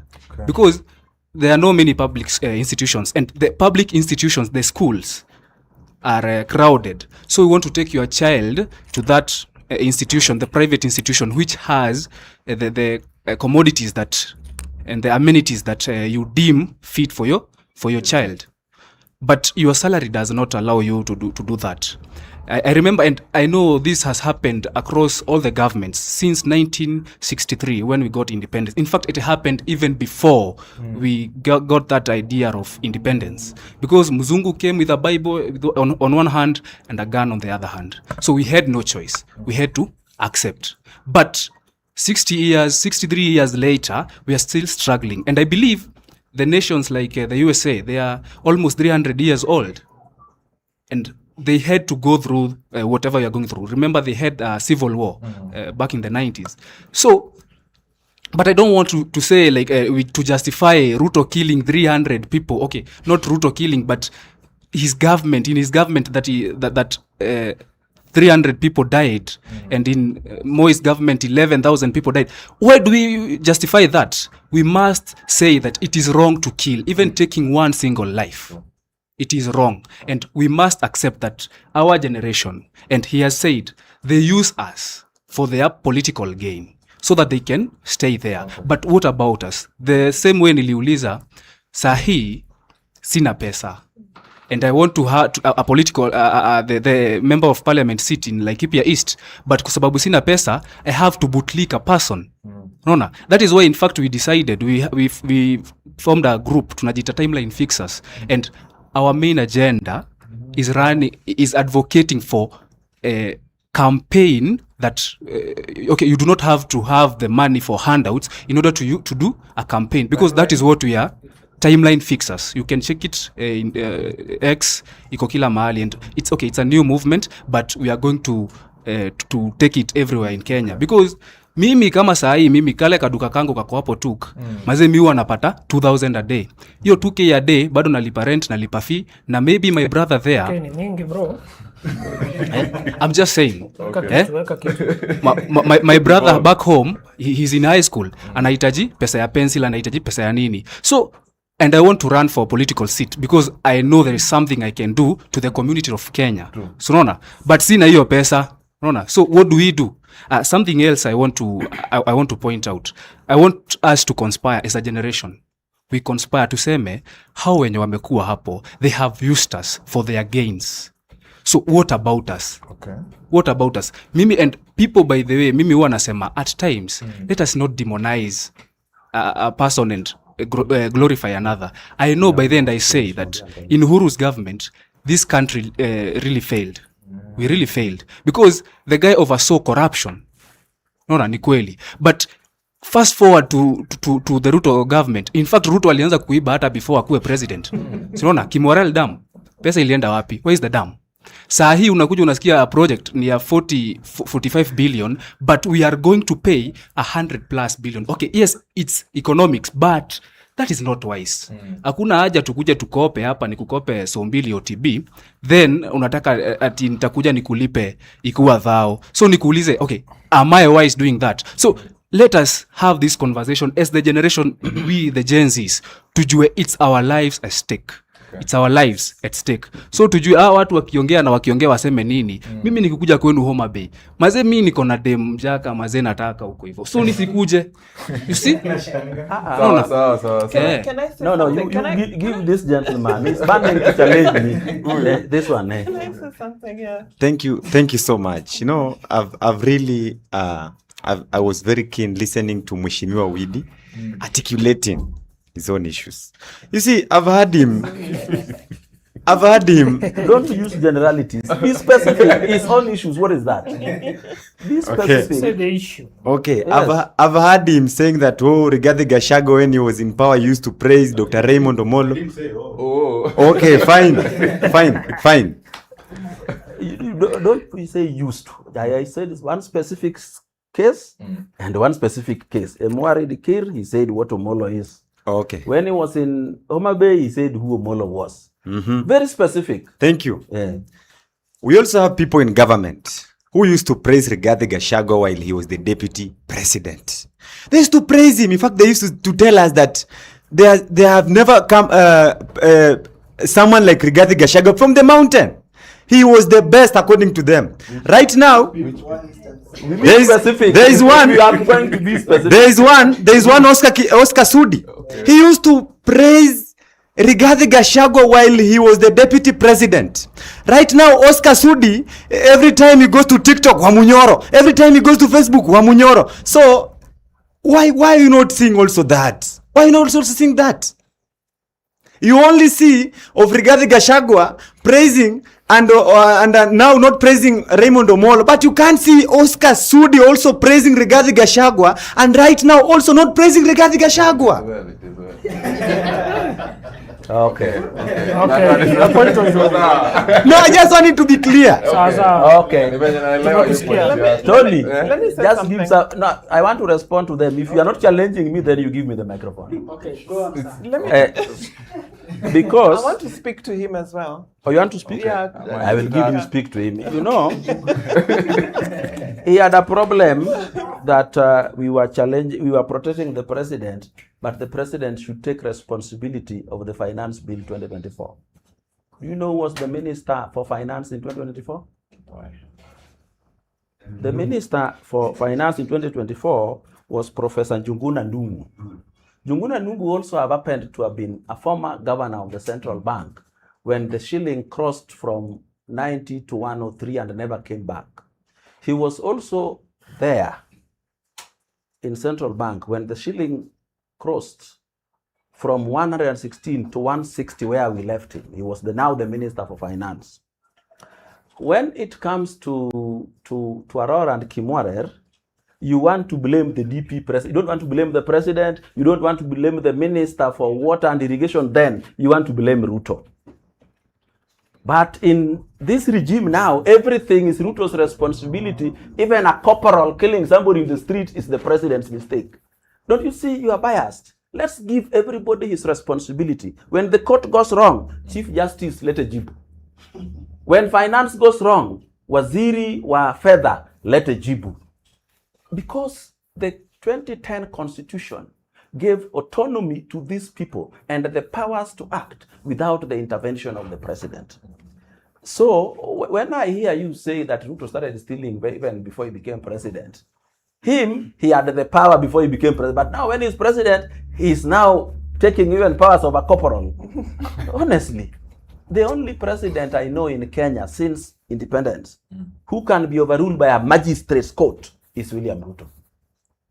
And sense of belonging is cheating you that you are going to get a good replacement, my friend.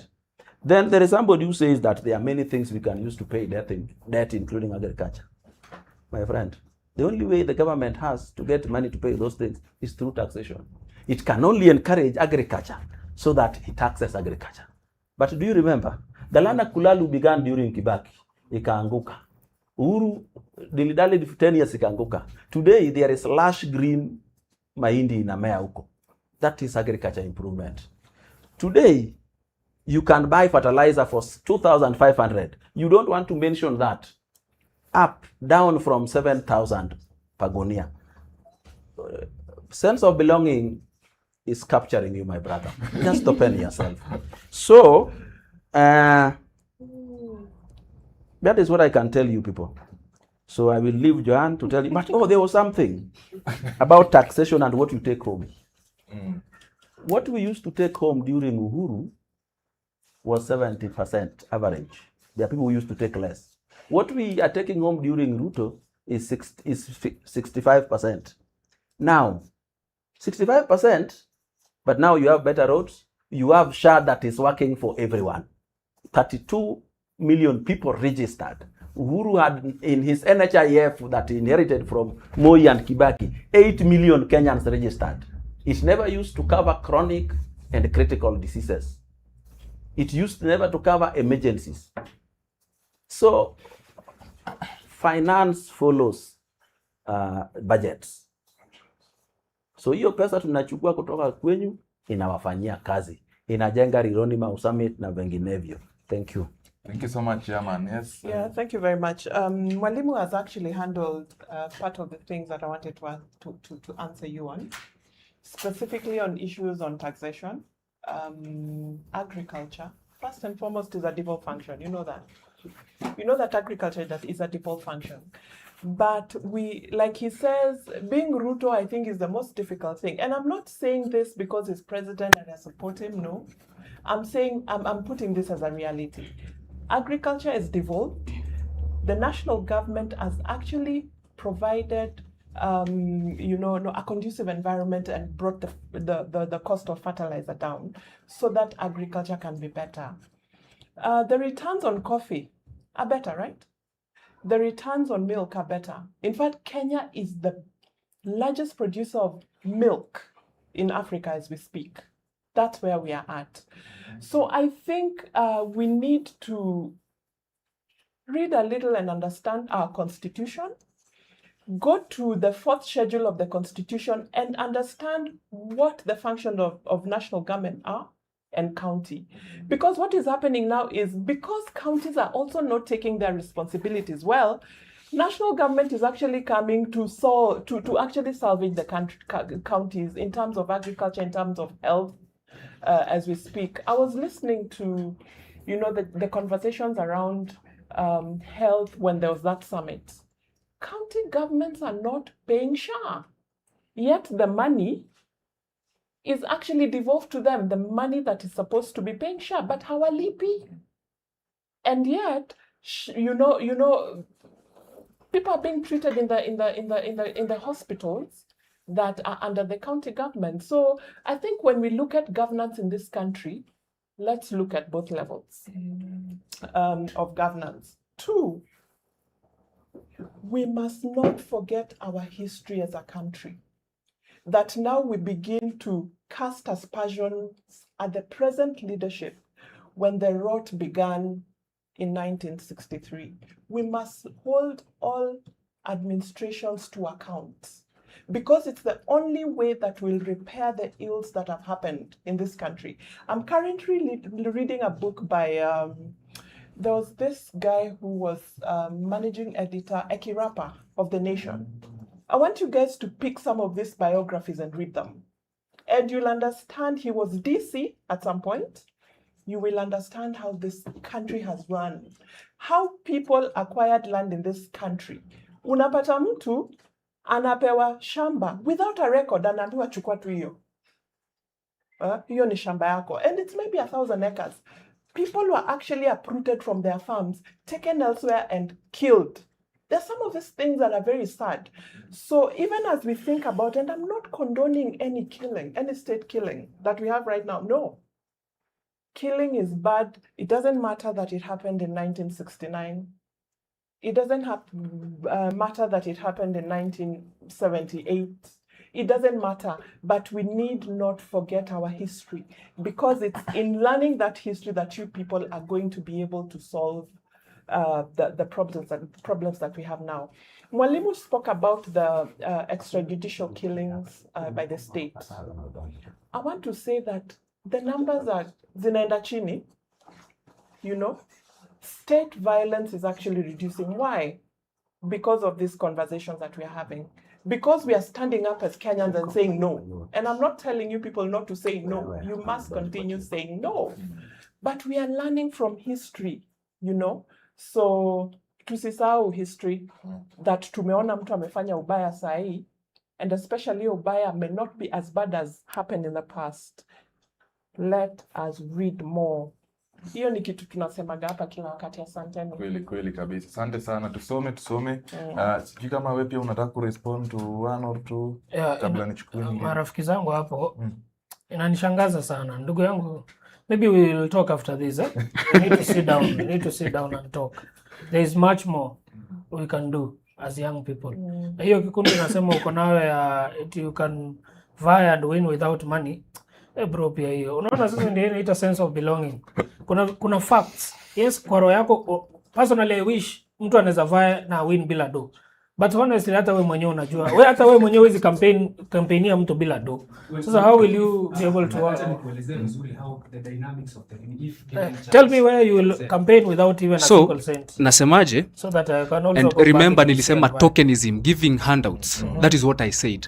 Otherwise I know you need to fuel your car. First of all you need to purchase the vehicle, you need to fuel the vehicle, you need to eat yourself. But what we are up against is tokenism, that I have to pay you so that you can listen to me. That is what we are saying, haifai kukua. So, have you umenipata? So, about tokenism.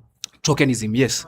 So pesa yote yenye mnachangia Sifuna ni ya campaign tu, si Okay, well, we are not working with Sifuna. It's us, we as a generation. Sisi, in the next 10 years, in the next 20 years, where are we going to be? Ati lazima niende huko ni mobilize 14 billion ndio niweze kufund nini. Okay, nikuulize, salary ya rais ni pesa ngapi kwa mwaka?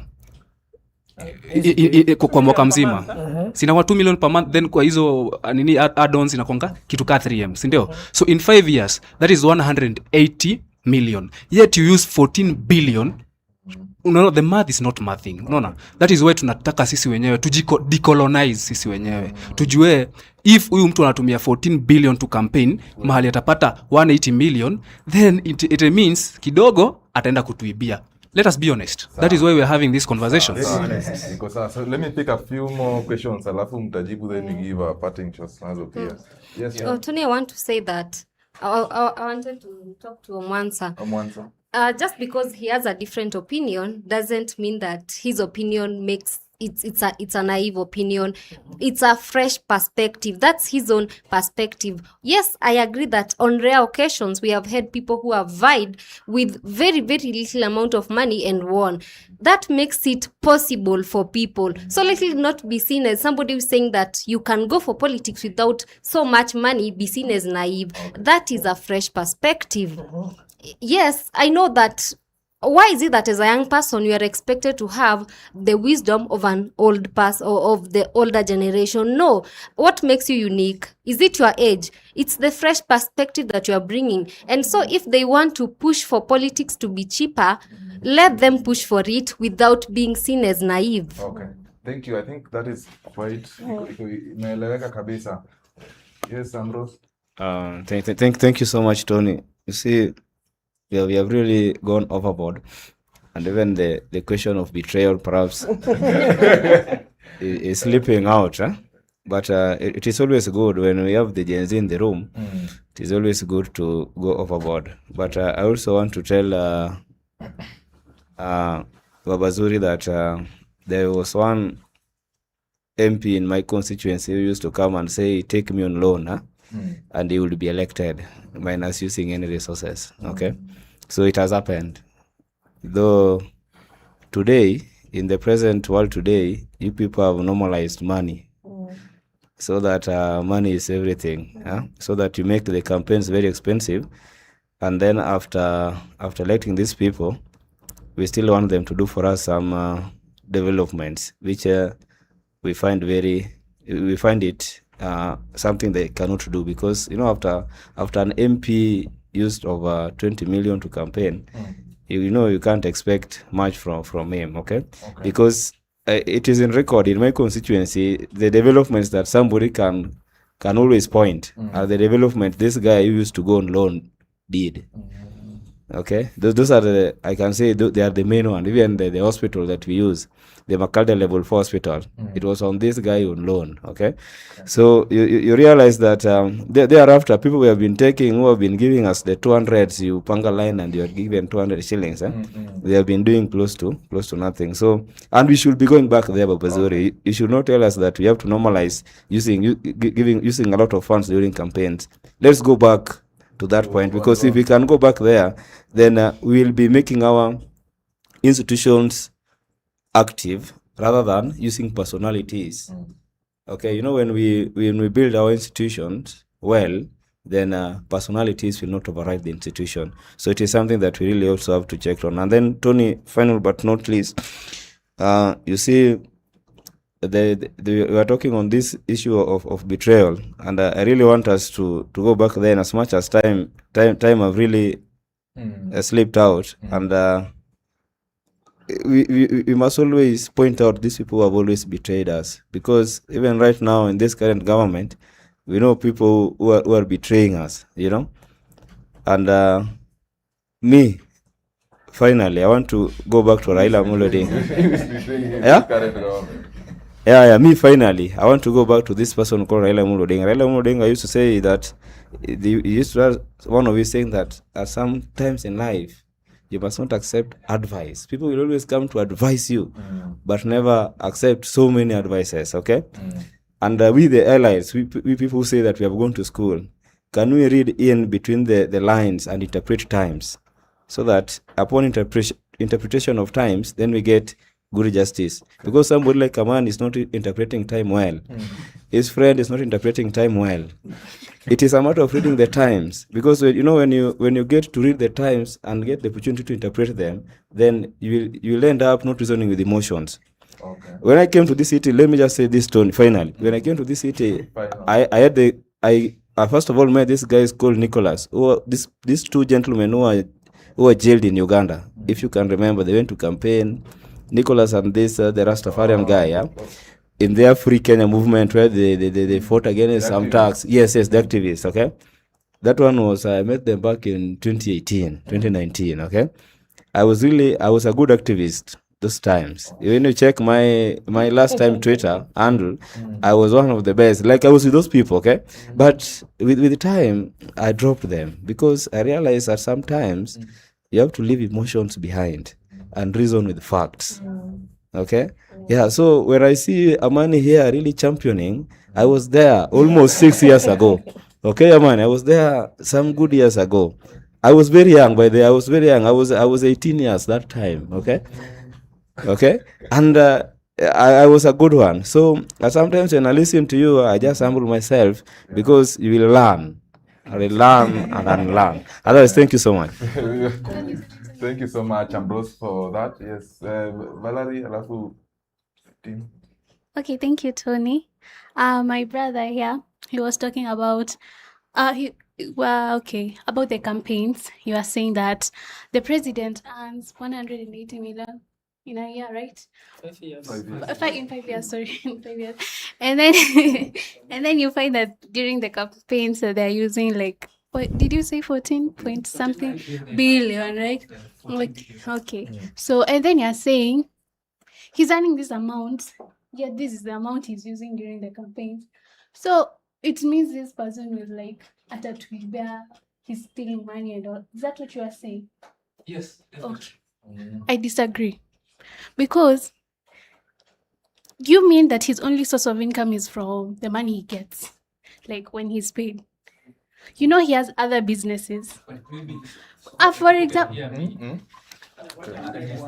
you know, there was such a case when Junette had organized, there was this meeting, women. Yes.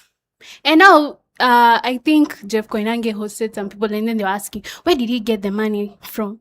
Where did he get the money to host this and all that? And then he was telling that my friends funded me. He had his friends funding him. He also has his own businesses and all that. So when you're saying you don't get where that money for the campaigns is coming from, he has other businesses, you know. He has people funding him, his rich friends from who we don't know about. So you cannot say that because he has so much money to campaign, he has been stealing from office. But let us not be naive. Let us not be naive. Please, please, and I beg you. Because hakuna mtu anaweza kuja tu out of nowhere. We are not running charity here in Kenya. Ruto atatoa pesa yake kwa ile biashara yake ya kuku, akuje akupatie hiyo pesa. No, it's not how do I know. It's not, it's common sense. It's common sense. It's common sense. No, wacha nimalize. Wacha nimalize. For university leadership positions. Hata salary hakuna, but he spent money to get to those positions. And there was nothing to steal. Do you know, okay, right now, do you know there is a budget for the student associations? In two, currently they got 8 million Kenya shillings. We tulia kwanza. Huwezi pata pesa. Huwezi pata pesa before uingie. You get the money once you are in government. Do not be naive, by the way. Just because you are supporting a government doesn't mean that you have to be naive. Another point I remember, by the way, ulisema, once you are in that position, you find it that it is not so easy, and things are hard. Let me tell you an instance. Matiang'i went to the education sector, Jogo House, akapata a ministry that is dominated by cartels. But your time, maybe if you did the exams before then, your results were not your results. But during Matiang'i's era, we were able to get our results. I was a beneficiary. That is why I went to Chinga Boys High School. Right now when I touch education, my brother alifanya hii ya junior high, hii ya last ACBC. He's among the first people kwa hiyo cohort. ukigrade vizuri, in fact alipata grades fiti kunishinda. Okay. He was by the aliitwa shule iko Nyeri Karatina, a day school, yet we live and his primary school is in Laikipia. So you see, it doesn't make any sense. By the way, But we are not here to do trial and error. We are 60 years old. So allow me, just allow me to just allow nimalize. me. He's taking a lot of time. I'm finalizing. So when we speak out against the government, we are speaking from experience. Ndio maana nimesema ile tuke yangu napata, I have to send to my brother ndio aweze kulipa rent pale Karatina. I don't know about his security. Ametolewa kwa mzazi. He's just a 14-year-old boy. Then unataka kuniambia ati I should support and I should do what? No, we should use our common sense, and that is why I said we should conspire, as the Gen Zs, the young generation, tutumie akili yetu tuone tutajisaidia aje. Sawa, si nimekupatia time yako ukaongea. Hiyo ni sawa, tukubali na hiyo. Nimekupatia time yako ukaongea. Nataka tufanye hivi. Kila mtu atapata nafasi ya kuongea. Hapa huwa napatia kila mtu nafasi. But when I give you an opportunity kuongea, please to avoid personal attacks, number one. Tukue tu tuna reason based on superior logic. Kama point yako unajua vizuri, it will make more sense. That is enough. You don't need to attack somebody say msiji mara nini, no, to avoid you. Ndio number one. And then number two, mtu akiongea tafadhali siwaje tu amaliza, and then I'll give you an opportunity. Please, respectfully, ndio. Other than that, conversation ni mzuri. That is why we are here. It's a safe space the way we normally say it. Kwa sawa? Twende kwako alafu allow me to protect my sister. Right of reply. Wamenitaja hapo. Allow me to ndakuanza na wewe alafu ndaenda kwa. Allow me to protect my sister. Okay. She's a kuja kwenu, najua mmekawia. Okay. Allow me to protect my sister. First of all, these stories that the gentleman behind me is talking about, these are the stories we call stories ajaba, that they converse in hostel rooms. But you can't bring them in a panel of experts. Because how do you say that pesa ya agriculture, watu watuwei pesa ya agriculture wapeleke huku? Hizo ni stories ajaba sana. Allow me to also say that it is a time, young people, we have a way forward. A way forward, it is not based on emotions. Because all you hear is emotional talk. All you hear is that gavai jafanya hivi. And let me say this for the record. It is not good to bring your personal stories to such a political space. You're telling us 2K, vitu zengine. No one is really interested. We're here to shape the nation. If that 2K story of yours will inspire someone, let it be. Do it in another podcast. But for a political one, kindly avoid it. Because you are giving us spaces to attack you, of which we really do not want to. So I think they have a good initiative. But for the record, we need to protect our sisters and make sure that someone aseme ati huyo jamaa. I don't want to repeat that word. Thank you. Sir, thank you so much. Tuende kwako alafu I love you respond because umetajwa pale. I want to shape Kenya naenda kuongelelea. Depending on what I'll say because she had mentioned me. And this is what I'm saying. I'm supporting Valerie with all my body parts. What I'm saying is Gen Z's camera ni ile. If you're a Gen Z out there waiting to vote for somebody because ana pesa, you are in for a very rude shock. You cannot vote for somebody kwa sababu yeye ni maskini mwenzako. Hao ndio watu wanaangalia the women rep for anaitwaje ule toto, anaitwaje? Elinet Umsa alikuwa ana campaign na nini? Na motorbike na punda na kila kitu. Sahi yako wapi? Sahi hata amepewa nini na akapewa nini bado zote. Sasa anakaa vizuri, ana enjoy, anakula pesa. Niambie Kenya amefanyia watu wa huko. So saying that yes, it's a good idea. It's a very good idea for young people like us who have ambitions to vie but don't have financial capability. But wako na intention ya kufanyia wa Kenya kazi. But coming to say it, sasa unaona Kenya Sifuna anafanya sahi nimeona meme fulani. Ukitumia mwanaume Sifuna, unajua tu yanamaanisha unaandika tu jina Sifuna. Hiyo niwekee kitu. Unaona? Hiyo ni kama niwekee kitu. Ukiandikia tu mtu Sifuna, sahi useme nitumie tu kwa agently, sema tu Sifuna na mimi narusha.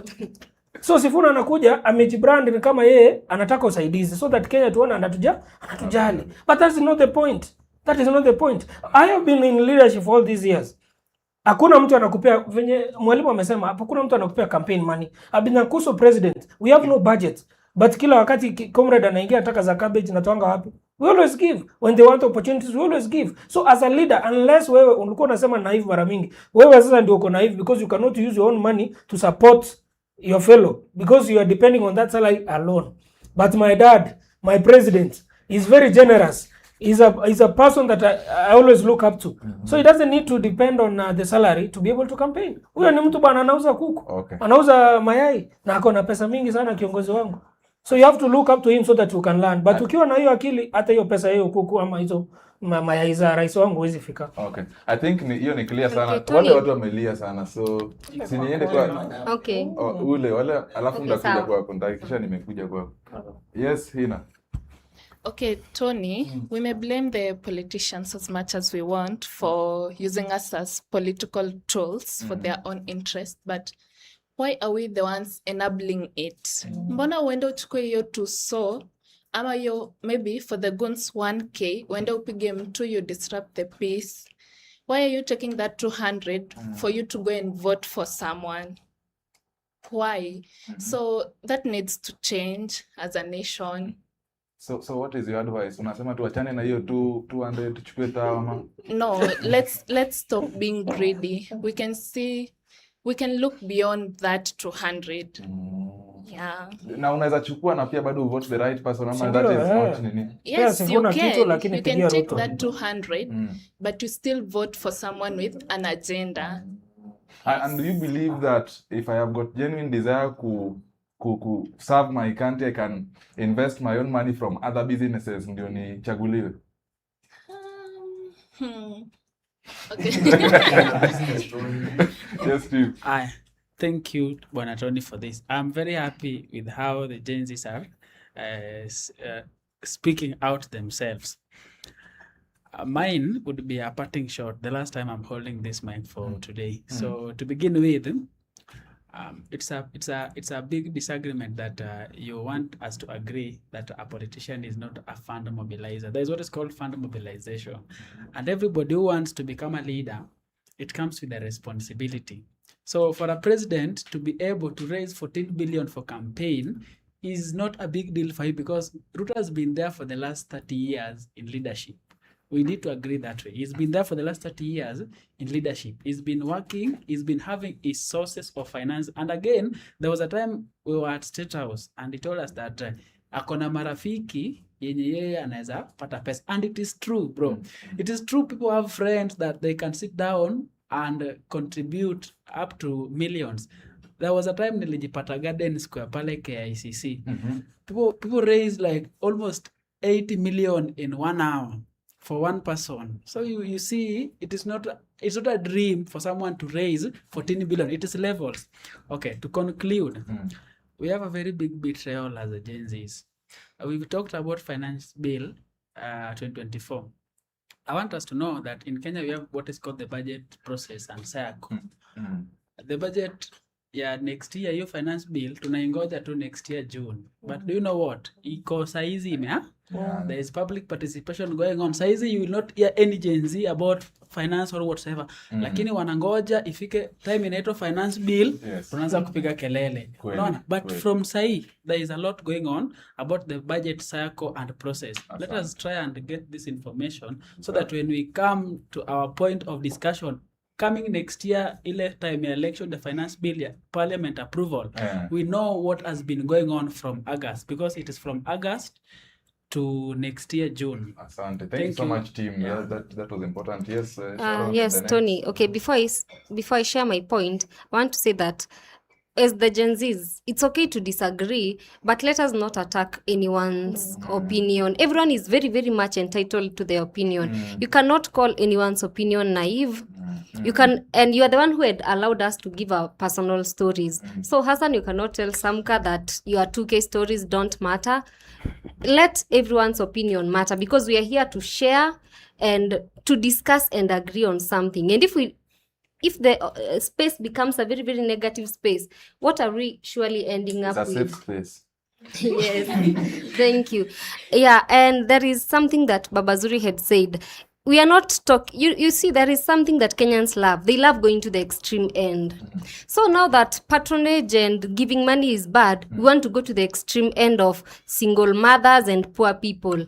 Are these single mothers and poor people able to make a bill in parliament that will help the people? Can they shape policies? Can they make policies that will benefit the people? So we as Kenyans, our political eyes might be blind. Because what are we really looking for? It's not about the money, and neither is it about the poverty. Okay. So even as we push for cheaper campaigns, probably the slogan shouldn't be for cheaper campaigns. It should be for quality leaders that let people choose leaders with track record, leaders who can make policies, and not leaders just because they are a single mother, just because they are poor people, or just because of all the petty reasons of the extreme end, either poverty or riches. Exactly, and that's how we end up as the people betraying ourselves, because we choose people who are very, very not qualified, and then we act surprised when they don't represent us well. That's why we get parliamentaries who don't even speak in parliament. She was talking of Toto, and people probably elected her out of sympathy. The way I was saying, the extreme end, we did not look out at what can Toto really offer. We were the wave. The wave probably carried us away. Very true, agreed. Guys, we're really pressed on time, so I'll take one final comment on this side, alafu tumalizie, please. Muagree nachukua nani kati yenu? Okay, wacha sawa. Anza haraka briefly. Okay, thank you. Then we finish na wewe. On my brother saying that what I have is naivety, I really still disagree. I mean, no, let's be honest. Okay, yes, you're saying that all about that campaign, we cannot trust these people because of that money that they're using for the campaign. But let me tell you, all these people that you're putting into that power, they all steal money from the government in one way or the other. So let me just ask you, you think those people who are vying to be president, Gachagua, Kalonzo, you think that they're fighting so hard because they really, really, really, from the bottom of their heart, want the betterment for the Kenyans? No, because they know what is there. So if you say that we cannot vote in Ruto because he at the end during campaign time he has 14 billion, which you cannot account for. Now we can't have him in power because he's going to be there silly. Then everyone vying for a position in government. I hope your question is rhetorical. Okay. It's not rhetorical. I'm making up. I am afraid I have to cut you people short. So to equalize that, I'll bring in Faith. I'll have to do. Thank you so much, Tony. But we'll definitely do a rematch. So, yes, Faith. Thank you so much. First, my parting shot is I'm so proud of everybody in the room. I love it when facts and ideas collide in the air, and that's exactly what's happening here. But it comes a time when we need to swallow emotions and start dealing with facts. I will leave this room challenged to go and read, and next time when I come here, itakuwa ni omondo komondo. And there is my mentor, who is Uncle Freddy, is so aware that I'm in the room, a room where young people are ready to be challenged, and they are they won't turn a blind eye when it comes to matters of political engagement come 2027. And we are calling other Gen Z who are out there. Kama hiyo story ya finance bill umesikia kuna participation ina happen sahi. There is matters that will be tutakuja tena kusema tunaandamana. Ikifika huko siku zingine, it's high time we join rooms like this. It's high time we start conversations that matters. We question factually and we argue with documents that matters. Thank you so much. Thank you so much, Faith. Tumklappie magari.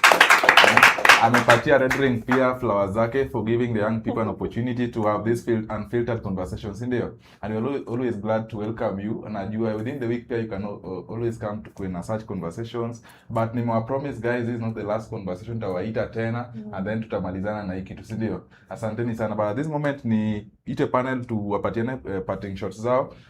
We have got like 5 minutes. Sijui watamane jaje, lakini let's start with you, mheshimiwa. Umekuwa silent for a while. But tumalizie and then we see how it goes.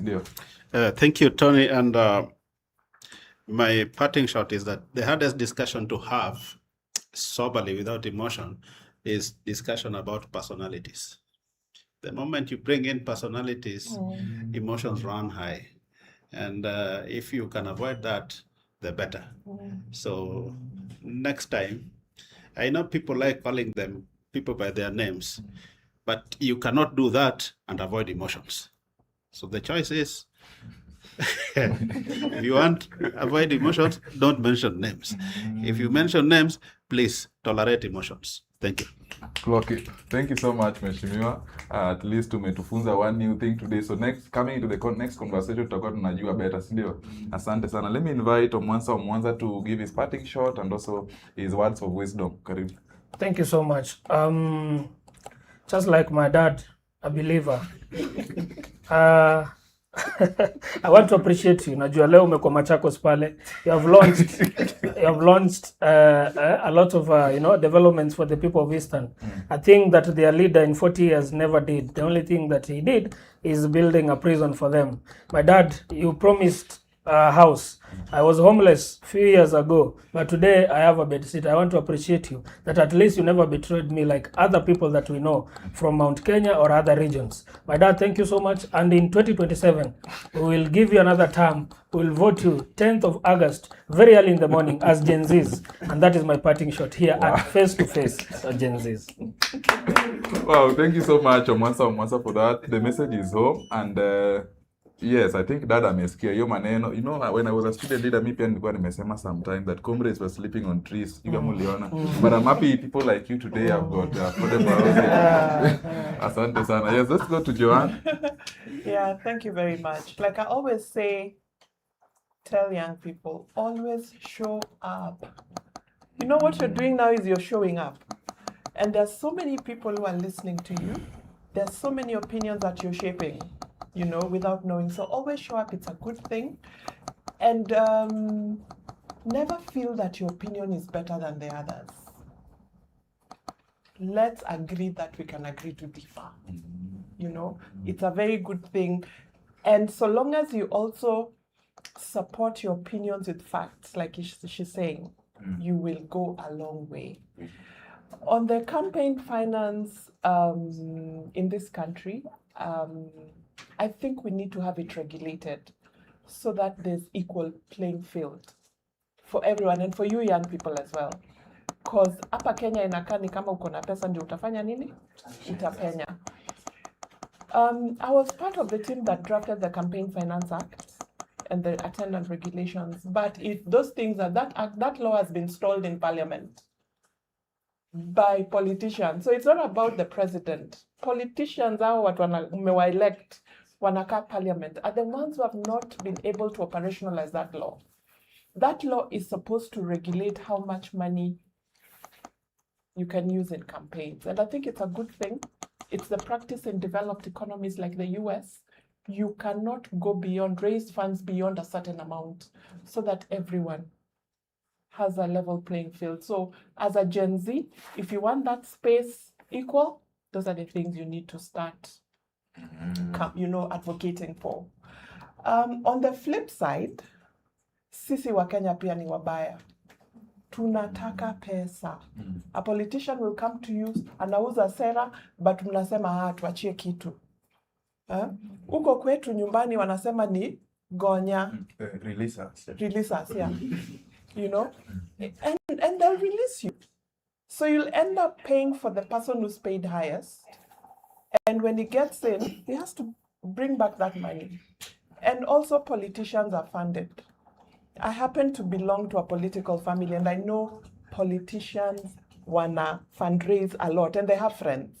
But wakiingia huko ndani, lazima uangalie maslahi ya huyo friend, huyo alimpa pesa. So let's also not put politicians in a tight corner by telling them, nipe. Another thing that I want to talk about that is a bad Kenyan culture. In the space where we, establish, formulate policy and law, there's a lot of public participation that goes around. It's a constitutional requirement that you must consult wananchi. Imagine watu hawakujagi in those spaces kama hawalipwi kitu. It is something that we actually had to have in the public participation policy, the national one. This whole idea of tokenism, that I can't come to a public meeting that is supposed to make my life better because sijapewa transport, shilingi 500, sijui shilingi 1000. So as Gen Zs, as young people, show up hapo pia. Go into your localities and speak to the people who, you know, can be able to listen to you. But best of all, always show up. Show up. Yeah. Thank you so much, Joan. Tupigie makofi tafadhali. Tumeambiwa to show up, ndio. And I think Hassan, you're doing a very good job pale na vuguvugu. Please keep it up, ndio. Last but not least is mwalimu Mheshimiwa Odoyo. Will you please speak to the Gen Zs even as we bring this to a close? I just want to make a few things clear. When you go to campaign for a position, be it MP, be it senator or whoever else, let's talk about the president. When the president is using a lot of money to campaign, he is not buying a salary. He is buying power. The power to appoint finance minister, the power to appoint all PSS, the power to appoint all chairmen. That it was his buying. That is a big thing. And one thing you also must know, the figures that are put are cappings on the campaign money. It does not mean the president need to campaign with 14 billion. He can use 500 million if he wishes, or even less if he can. He doesn't have to use, but he's not supposed to use more than 14 billion. Finally, but also very important, I told you, do not ignore the warning signs. One warning sign that I want you to carry around as you walk. You are requested to go to the streets again for the Finance Bill 2026. But when that bill went to the House, the people who told you to go to the streets could not say anything about it in the House that would stand the test of scrutiny. Whatever they said, they were told, hiyo hakuna kwa hii bill. Whatever they said, hakuna hiyo kwa hii bill. In the end, they left with shame. But I hope next year, you won't listen to them saying, we go to the street, we don't like the finance bill. Finance bill is debated in parliament, not on the streets. Thank you. Wow, let us give them a hand here. Asanteni sana. Thank you so much for that analysis. Asanteni sana for coming to the Gen Zs. We've had a very insightful conversation. I really want to take this opportunity to appreciate you also for the courage and for showing up. Sindio, tujiklokie guys, sindio. Asanteni sana. We've had 10 Gen Zs today. Na nimwambia, I promise you guys this is not the last conversation. So let us keep having such conversations even outside of this room. Let us continue educating our colleagues wenye wamekuwa na misconceptions ambazo tumekuwa nazo pia guys. And you've heard that the greater responsibility lies with us, sindio. The next time we come, I hope we shall be more educated. As we have been told, a greater challenge is for us to go and improve and to learn more, tusome, sindio. Nimewashukuru sana. Special thanks to our productions team for being with us here. The 502 wapigie makofi, sindio. From Jamal to Faith, Maurice, Errol na Nyagol pale. Asanteni sana for being with us and ensuring that everything falls into place. We've had a candid conversation on the topic of political betrayal in the country since 1963, and it is my hope and my belief that the panel has been able to do justice to the topic, sindio. Wangapi wanakubali? Sindio? Asanteni sana. So let's do this some other time next week, Saturday from 2 p.m. Na nimeshukuru sana to all those who've been watching for the past 2 hours or so. Asanteni sana for being with us. Tunawashukuru sana. Muiweke hapo tu REDRING, sindio. Thank you so much. My name has been Tony Blair Onyango. I've been your host for this conversation today, and I want to invite you to the next edition which shall take place next Saturday from 2 p.m. Asanteni sana, but for now we say bye-bye. Adios.